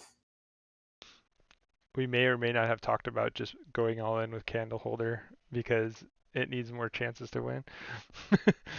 Uh, yeah, you need that RNG on your side a little bit. First game was pretty close. It was like if he had drawn some of his Infernus's, I think he wins that first game. But Yeah, the second game was not so close. there's a hysteria to add some bounce to the ounce. Woo woo. Heavy D style. Gonna date myself with all my old rap. Era of the And boom. that Star Alliance board is Here that's comes beautiful. here comes the tax at least. That's a good value. Mm-hmm. Can't be Trying mad to at respond tax. with his own logos board here, but the efficiency there is really moving We're things seeing along. more Star Alliance. This is a bad sign for I think for Aviator. If Mm-hmm. he's comfortable in this Star Alliance, could mean a lot of things. I mean, he's going to be able to get up to check again here, right? Well, Like, there's Kirby reaping, so like there's part one. Or what did he do? Oh, he reaped the shit. uh, was it a blaster? Yeah, the blaster. Yeah. And then he plays the Scudam. Oh no, that Scudam's so good with the Fran. It's like, here, hold all this amber for me. Oh goodness, this is getting gross. Yeah. Mm, mm, Say Crawley. say it. Say it. I'm concerned. My bracket's I'm not busted concerned. yet. Woo! No, just kidding. Okay, that helps. That helps slow things down. Can he stop this key here? There's the Morbius. That's pretty good.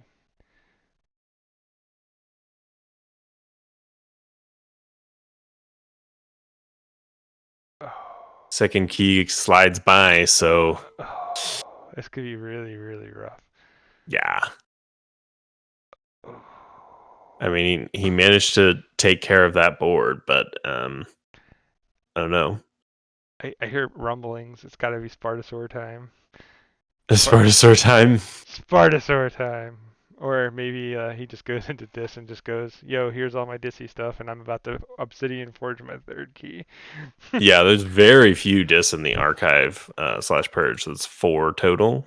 Yeah. So there's a decent chance we see. I mean, there's only 5 total. Saurian in the discard, so yeah. Well, we know could go either Collar way. of Subordination could be destructive here too. Oh my gosh! Don't forget about that card. The card is pretty Yeah. good. That could do some wonders. Like just be like, yo, let me borrow this Morpheus real quick while I play my Infernus. Wow! Yeah. Goodness. Wow, that would actually be stupid.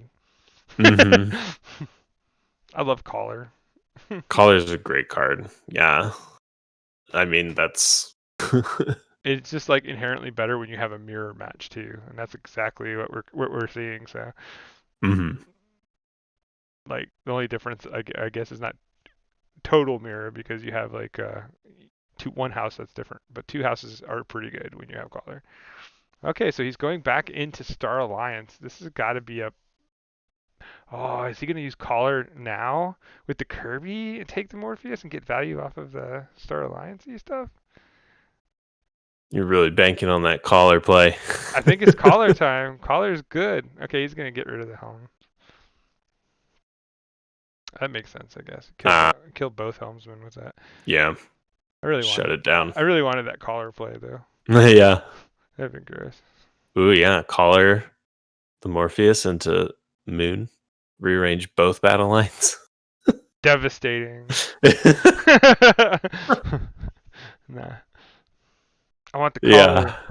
I'm playing Keyforge Christmas. That's what I want in my head. I'm like, get the best like super entertaining value here.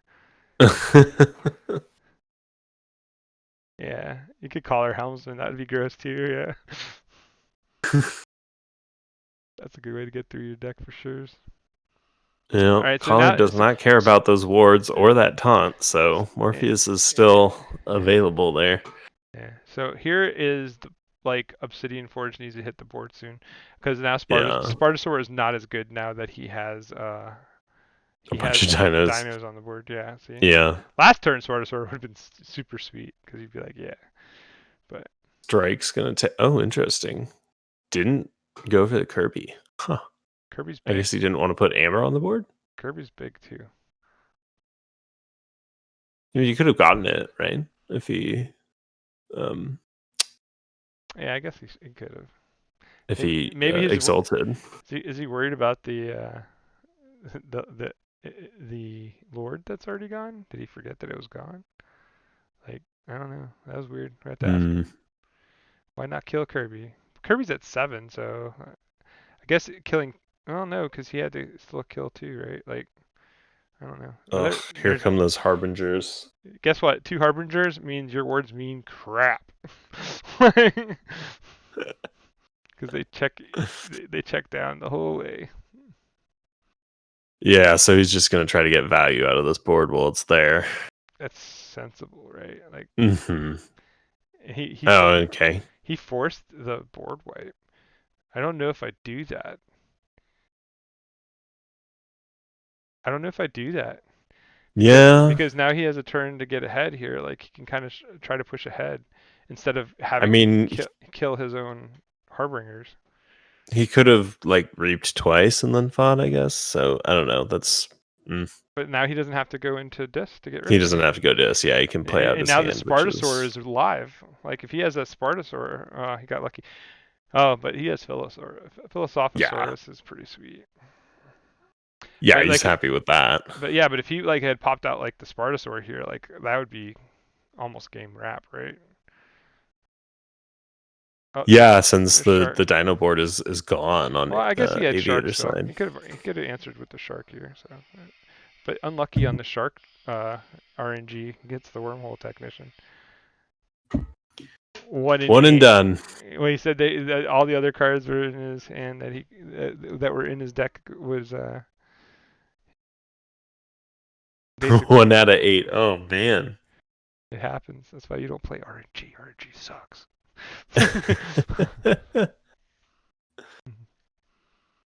Just the man with the double gambling den deck. That's not I guess RNG. double gambling den is That's not not random. RNG. That's not random. I guess it's not random at all. That's true. So what happens when he like collars the shark here? Oh Just gosh. kidding. Just kidding. I don't think that has any value for him. Maybe a little bit. Aviator's up to a key here, so Yeah. Game's he's getting somewhere. He's one key behind now. yeah. Game's not over. Both players getting pretty close to flipping, so he's stuck it out. He's pushing through this. I mean, you don't quit. Like this is everything's on the line right here. Like Yeah. this is like ride or die. Take your chances. Rodion trying to figure out his best line. He's doing his like crazy mathematical crap. Him and Corey Than should get together and create like a supercomputer. Computer to play Keyforge. Yeah.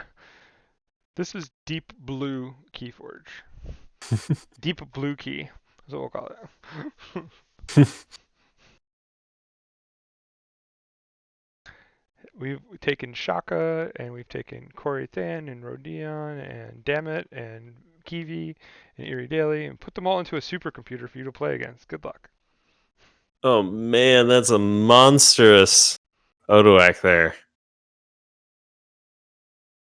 With the quadricorder, that's just gonna ouch. Alpha Keyforge. Is that the new program? Alpha something? Alpha Chess? I don't know. I am old, so yes, Deep Blue probably is old. Back when I was playing chess, that's what it was. Deep Blue was the computer program that Kasparov was playing against.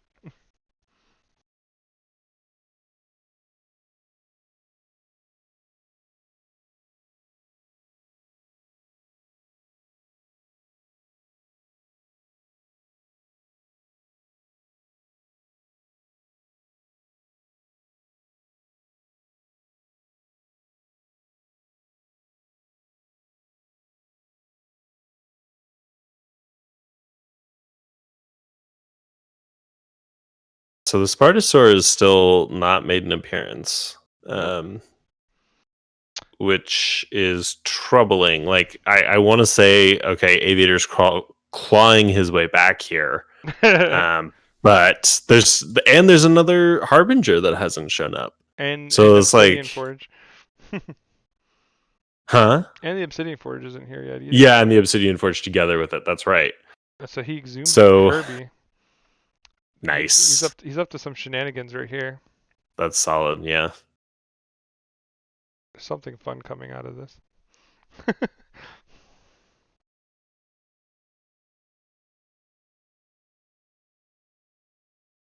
Some Dino, maybe the Spartosaur. Although, well, we'll see. Yep, there's the Obsidian Forge, which is like GoPro. Aviator does not have a lot of ways to stop the board from getting wide, and I'm unless assuming. he plays Oh, the Harbinger. there's the Axiom. Oh, that Oh deals yeah, at that least I forget another board wipe in and there. and a fresh discard pile, which means Shark is gone.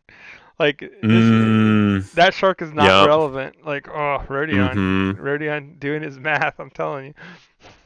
And the Harbinger is discarded, which means he probably wants to just bulk up and Go for a win. for Obsidian Forge out. Yeah. Hmm.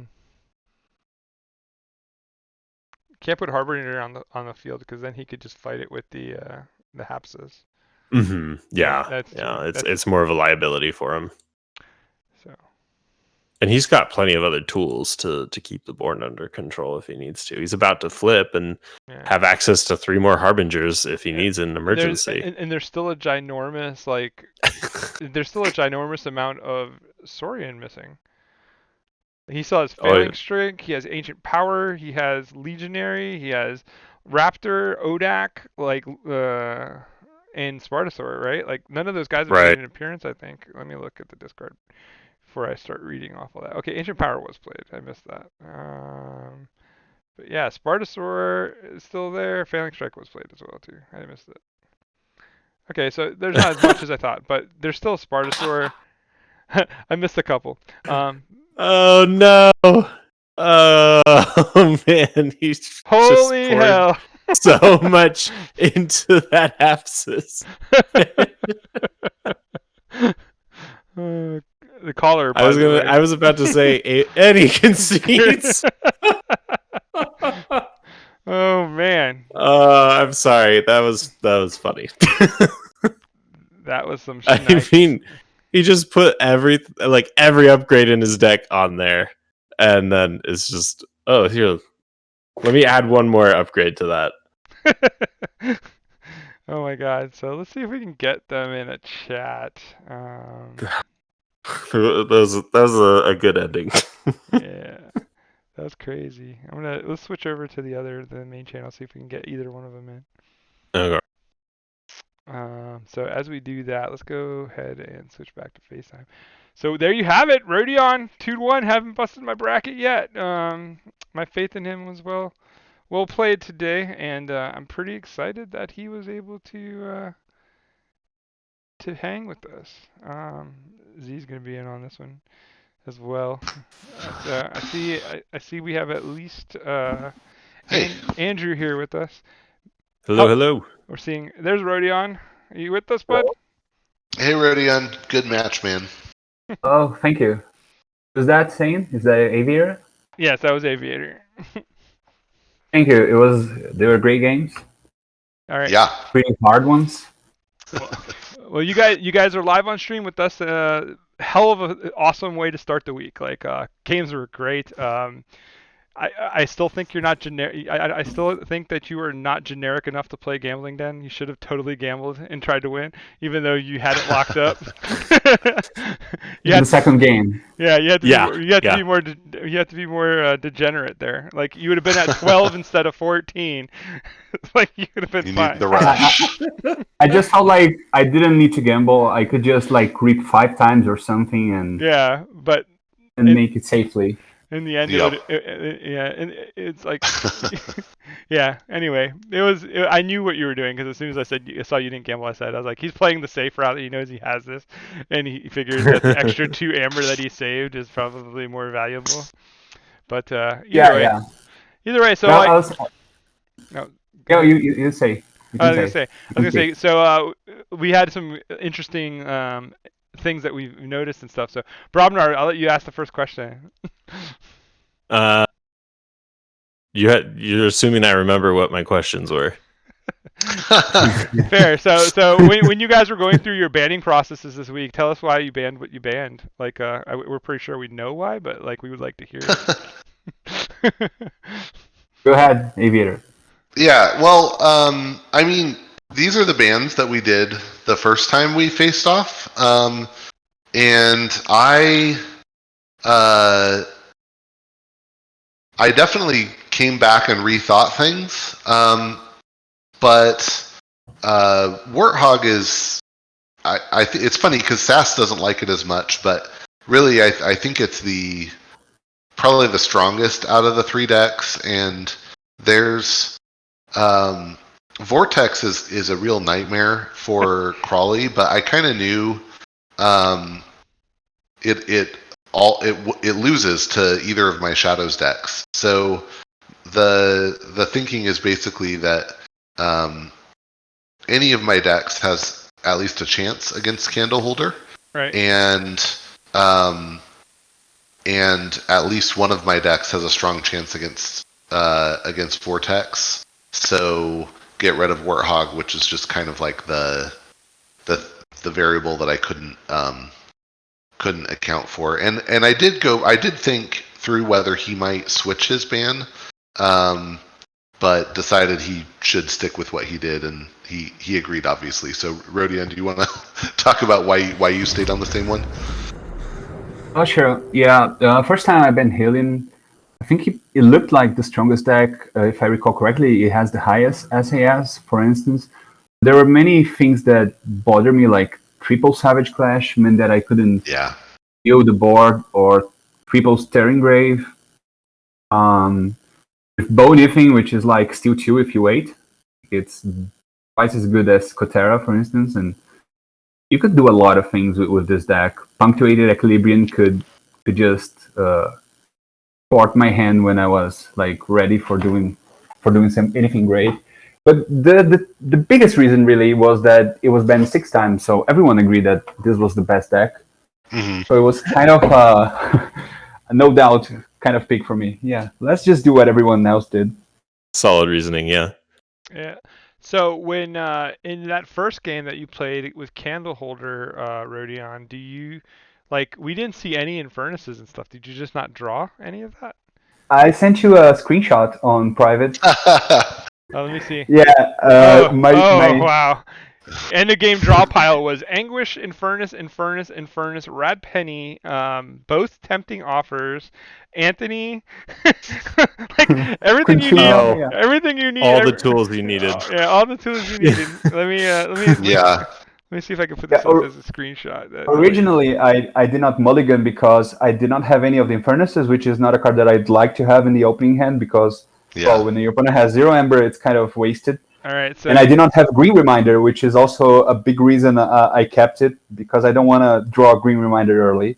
So I kept it, and like 2 turns later, I drew Green Reminder, and neither Infernus was seen throughout the game. Oh, man.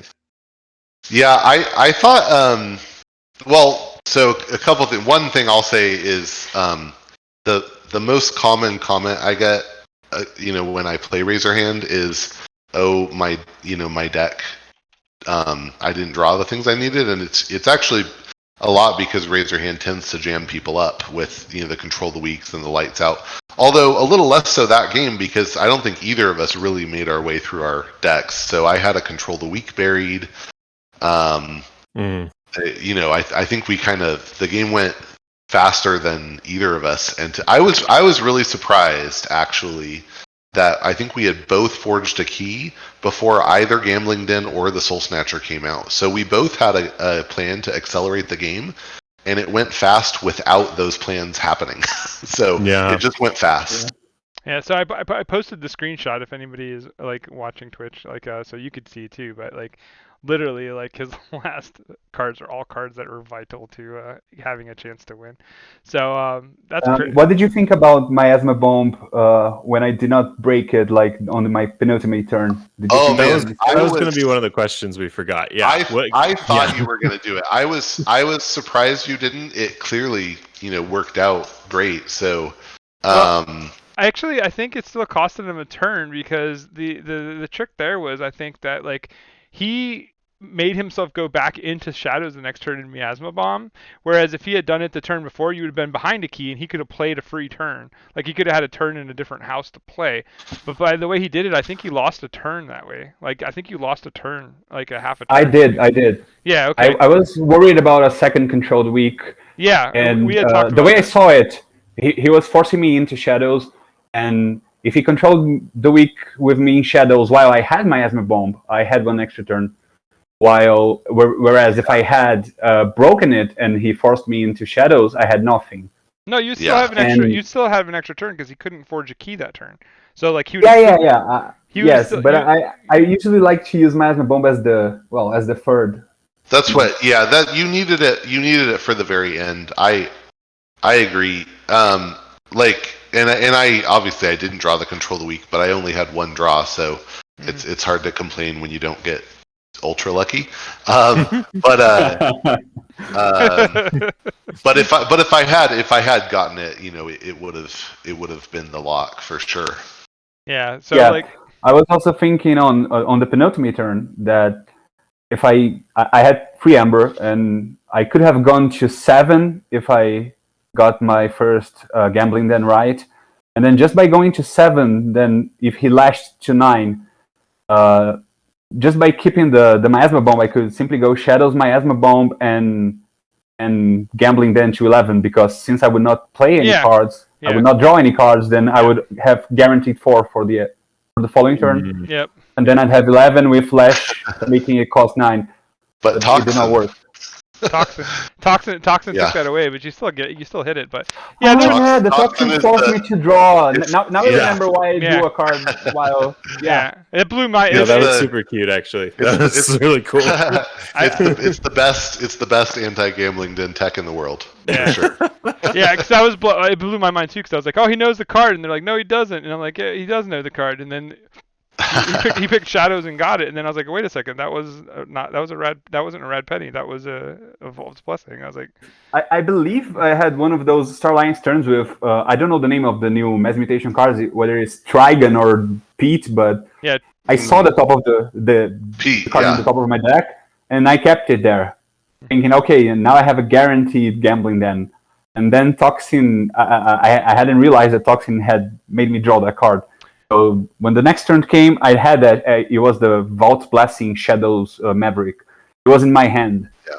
So I was kind of confused at first. Now I know why. In the third game, you Trigoned and then you peated after you Trigoned, and you lost an Infernus because of that.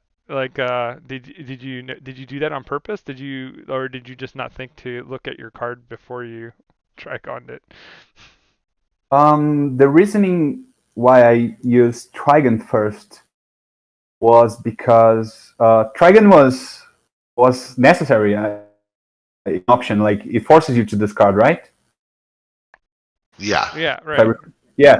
So it would force me to discard. So if I peated first and Trigon later, I wouldn't know the top of my deck for Gambling Den. While if I did play Trigon first and peat last, then I would know the top. Okay, but that wasn't a Gambling Den deck. This was the one that at the end here, right? No. That is the Gambling Den, but So I'm hey, gonna look it up. Rodion, I have another question for you because I remember I think in our week 3 matchup you said afterwards that those 2 games were I think you said that those were the first 2 games you had played with Candleholder. Yes. And Yeah. obviously, and to be honest, in testing, Crawley beats Candleholder most of the time, not all the time. But you have to play it right. So do you feel like your piloting on Candleholder specifically went up quite a bit over the season? Yes. Well, it couldn't have went down. I can tell you that. They were literally my first and second games. My first game was against Corrigan, where I actually managed to, against Shaka and Xander, I lost 2-0. I did not have the chance to play Candleholder because I lost both times with Warthog and Vortex. Then with Corrigan, I finally had the chance to learn. And then I realized that the gambling dens are amazing because it doesn't matter if we're all getting 4 Ember per turn, as long as I have Miasma Bomb and Double Anthony or even Green Reminders or Stirring Graves into Anthony's. Like, you can have Infinite Ember as long as I just capture it all before you forge. Yeah.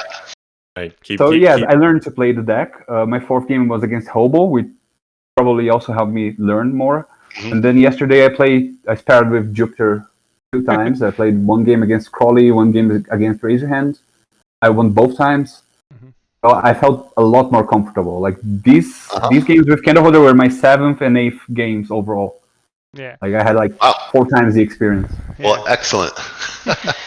No, Rodion is a computer. Like, he's a machine. Like, if you play with him and like you're like doing open talk about the game and how you're playing, he's basically like on that level with like Shaka and Korythan and the way he thinks about the game. Like, he very rarely makes mistakes if he knows where he's going with the deck.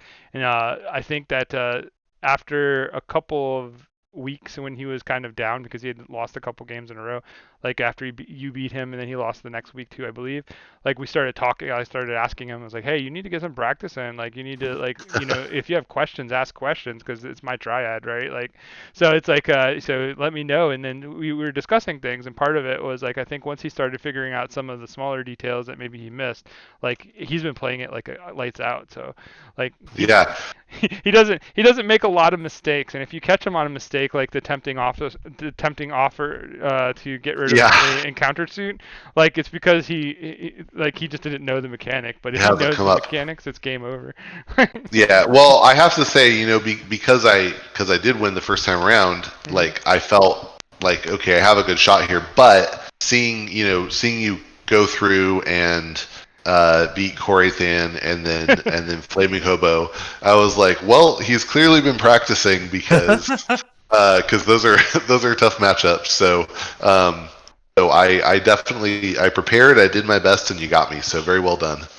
Hey, man. Thank you. They were tough games. We're 3-3 overall, if you consider the week 3 matchup. Yep. So I just got lucky that I won the right ones. The one that mattered the most. I don't think it's luck, but yes, you did win the right ones.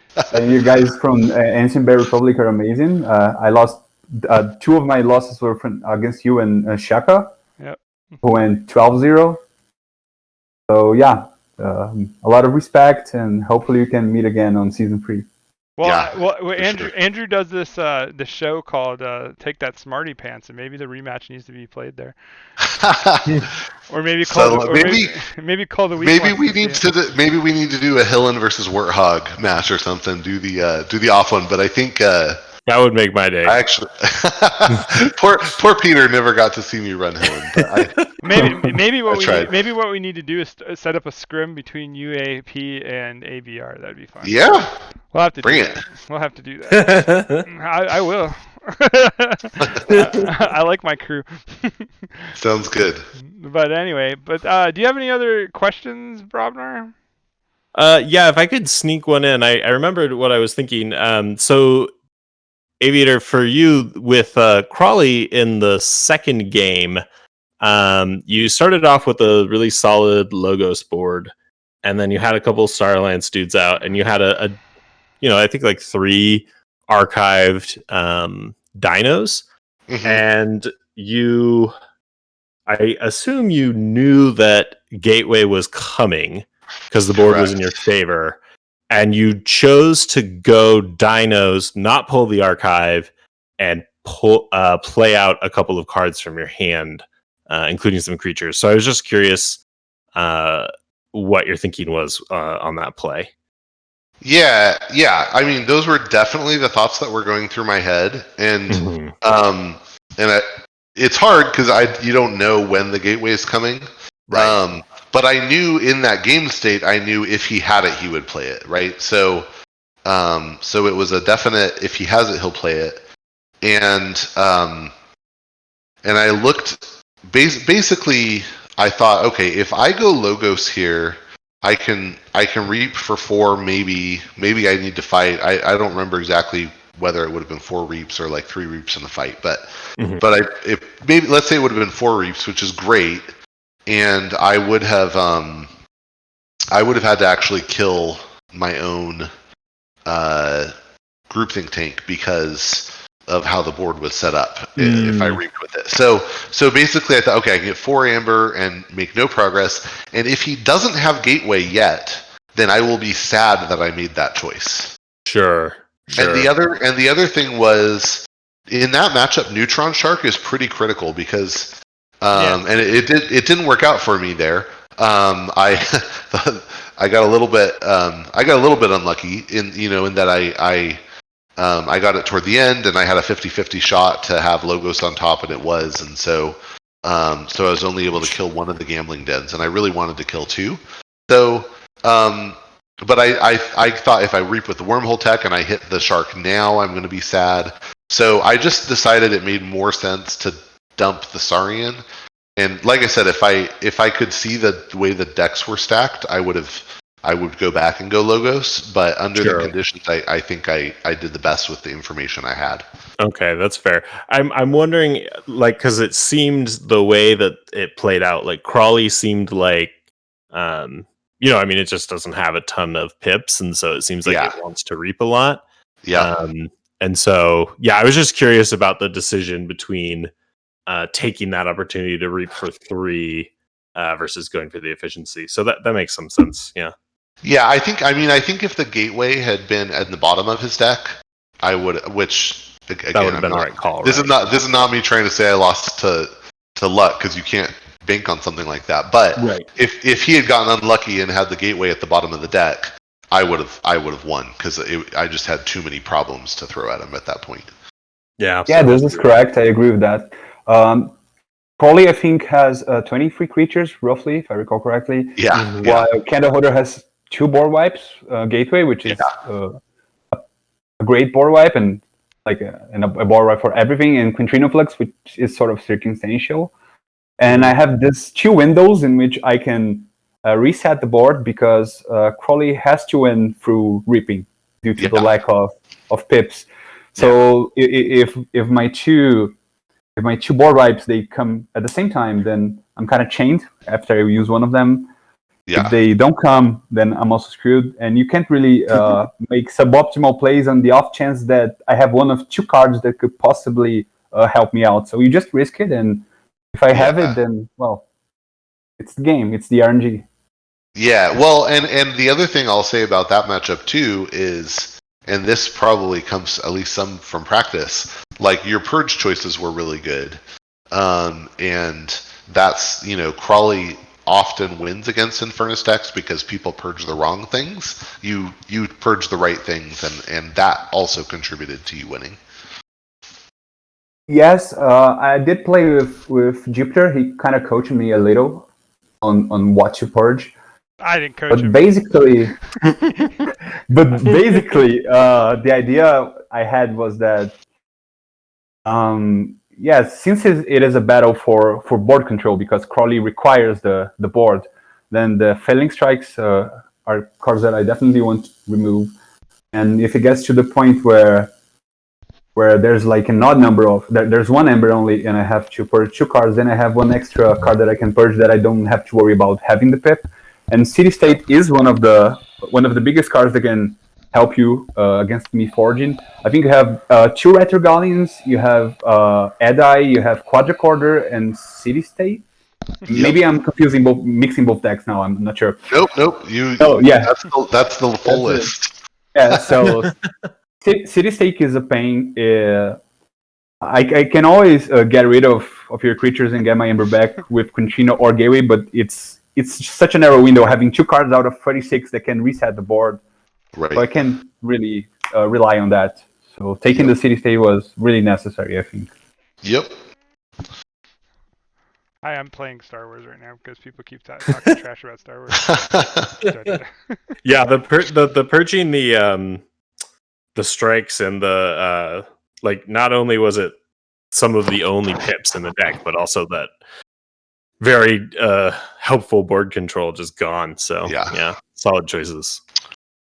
Indeed. Yeah, I think that the whole game was pretty like well played, like on both sides, and I think it was like at some point in the cast I said I think it's just gonna come down to who draws their cards right, like who gets the right sequence of cards and stuff. I think Crawley was the easier of the 2 decks for him to have a chance of with both his decks, but even in the beginning I said like the only decks I think that really like would have a serious advantage over both decks that were being played against if they weren't banned were Hillen and Warthog. Because I agree, I think Warthog is very much just like Hillen. Like in Warthog, you play cards, you spew cards onto the board, Right. and the only things you have to do is make the decision to hit your Key of Dis, like whether to play it or not, and use it, and when or if you play your Strange Gizmo. That's it. Warthog is brainless, and it's super fast, super aggressive. So, but you probably did Rodion a favor because he likes to play like cerebral. So, by making him play decks that he gets to think about, he's probably happier than if he just was spitting cards out with Warthog. I'm not sure. Maybe Warthog has been serving me decently in the. I think I was 50%. I had a 50% win rate with all 3 decks in KFPL. Now I have a little more with Vortex. No, with Vortex. Everything else is still at 50%. But I like decks with logos because it's painful to me seeing cards out of order and not being able to archive them, like getting Green Reminder in the opening hand and knowing that I'll have to play Chain it for the whole game or waste a card that can be game warping. So when I have options like Lab Work, Sloppy Lab or CAD, I feel much more comfortable just archiving things and making them become in the right order. Mm-hmm. Name the ship. Maybe I'll ship you a prize. What ship is this?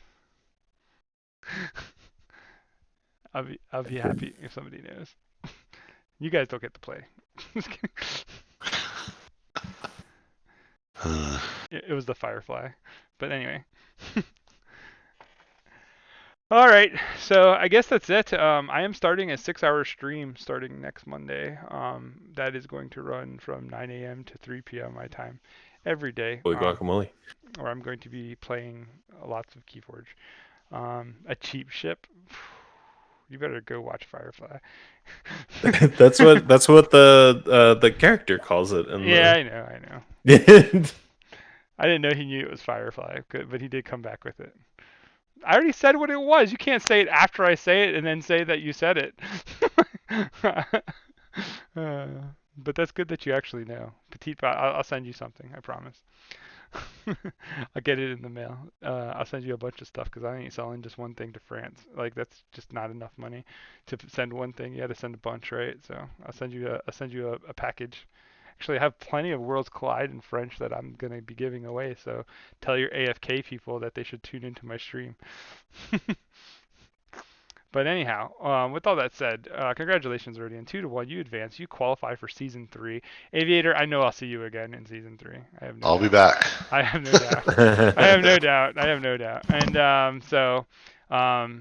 yeah, like, awesome way to kick it off. Make sure you guys check out the rest of our streams. I did have a video that I had set up for you guys to I don't know where I put it. I'm not going to gamble because you're going to end up getting something crazy. But yeah, I did have the... Come on, gambling dad. Yeah, no, like I just don't want to run the wrong graphics because then people get I'll just be whatever. But exactly be Yoda.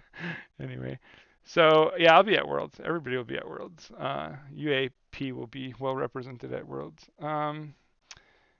I do have a baby I got to get to bed, so I got to stop delaying my thought process here and let this go. But we will be back, and like I said, catch my streams 9 to 3. I'll be talking a lot about Keyforge and stuff, newer players. It's going to be geared towards you guys. As I am not a master, I don't even play in my events that I run, so I don't have the practice I need. Um, I'm starting to like put more work into my practices and stuff as I have a team that is very active in the KFPL, and I want them to be better. So the idea is that we'll grow together, but that's all good. Hey, that's me. That's cool. Yeah, DeadSync, you're one of the new people. We have a new guy that we just added to our team called Kite.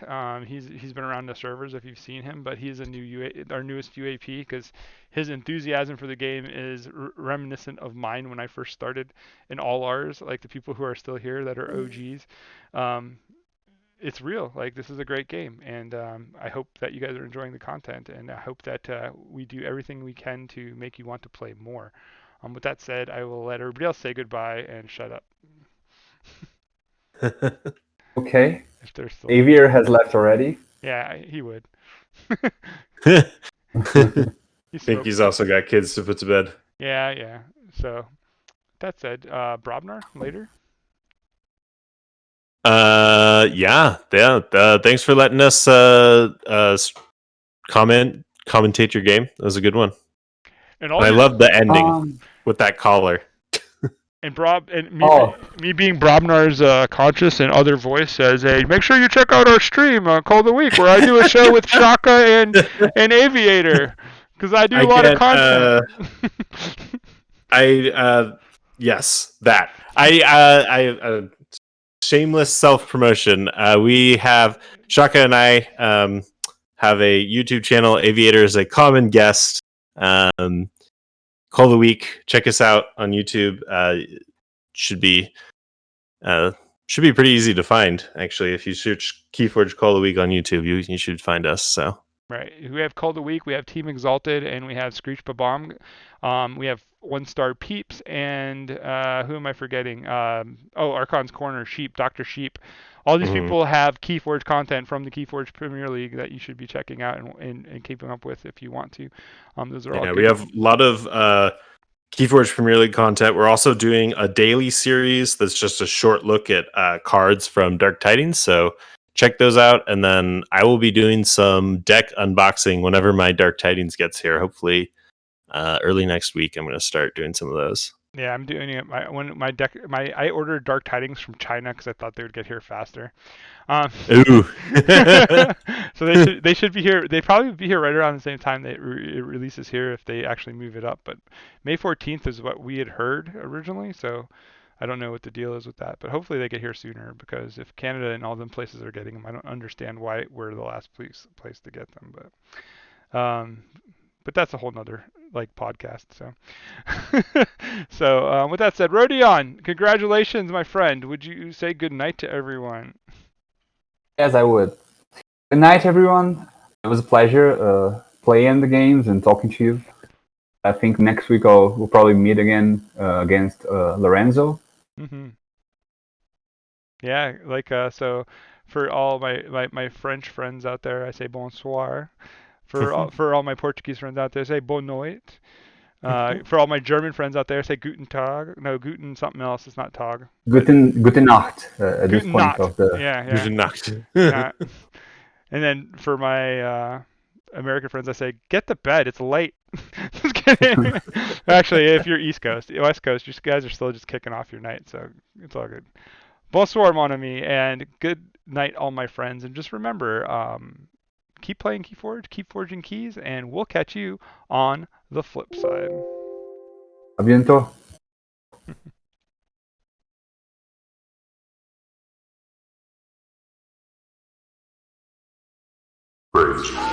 Kidding. Merci.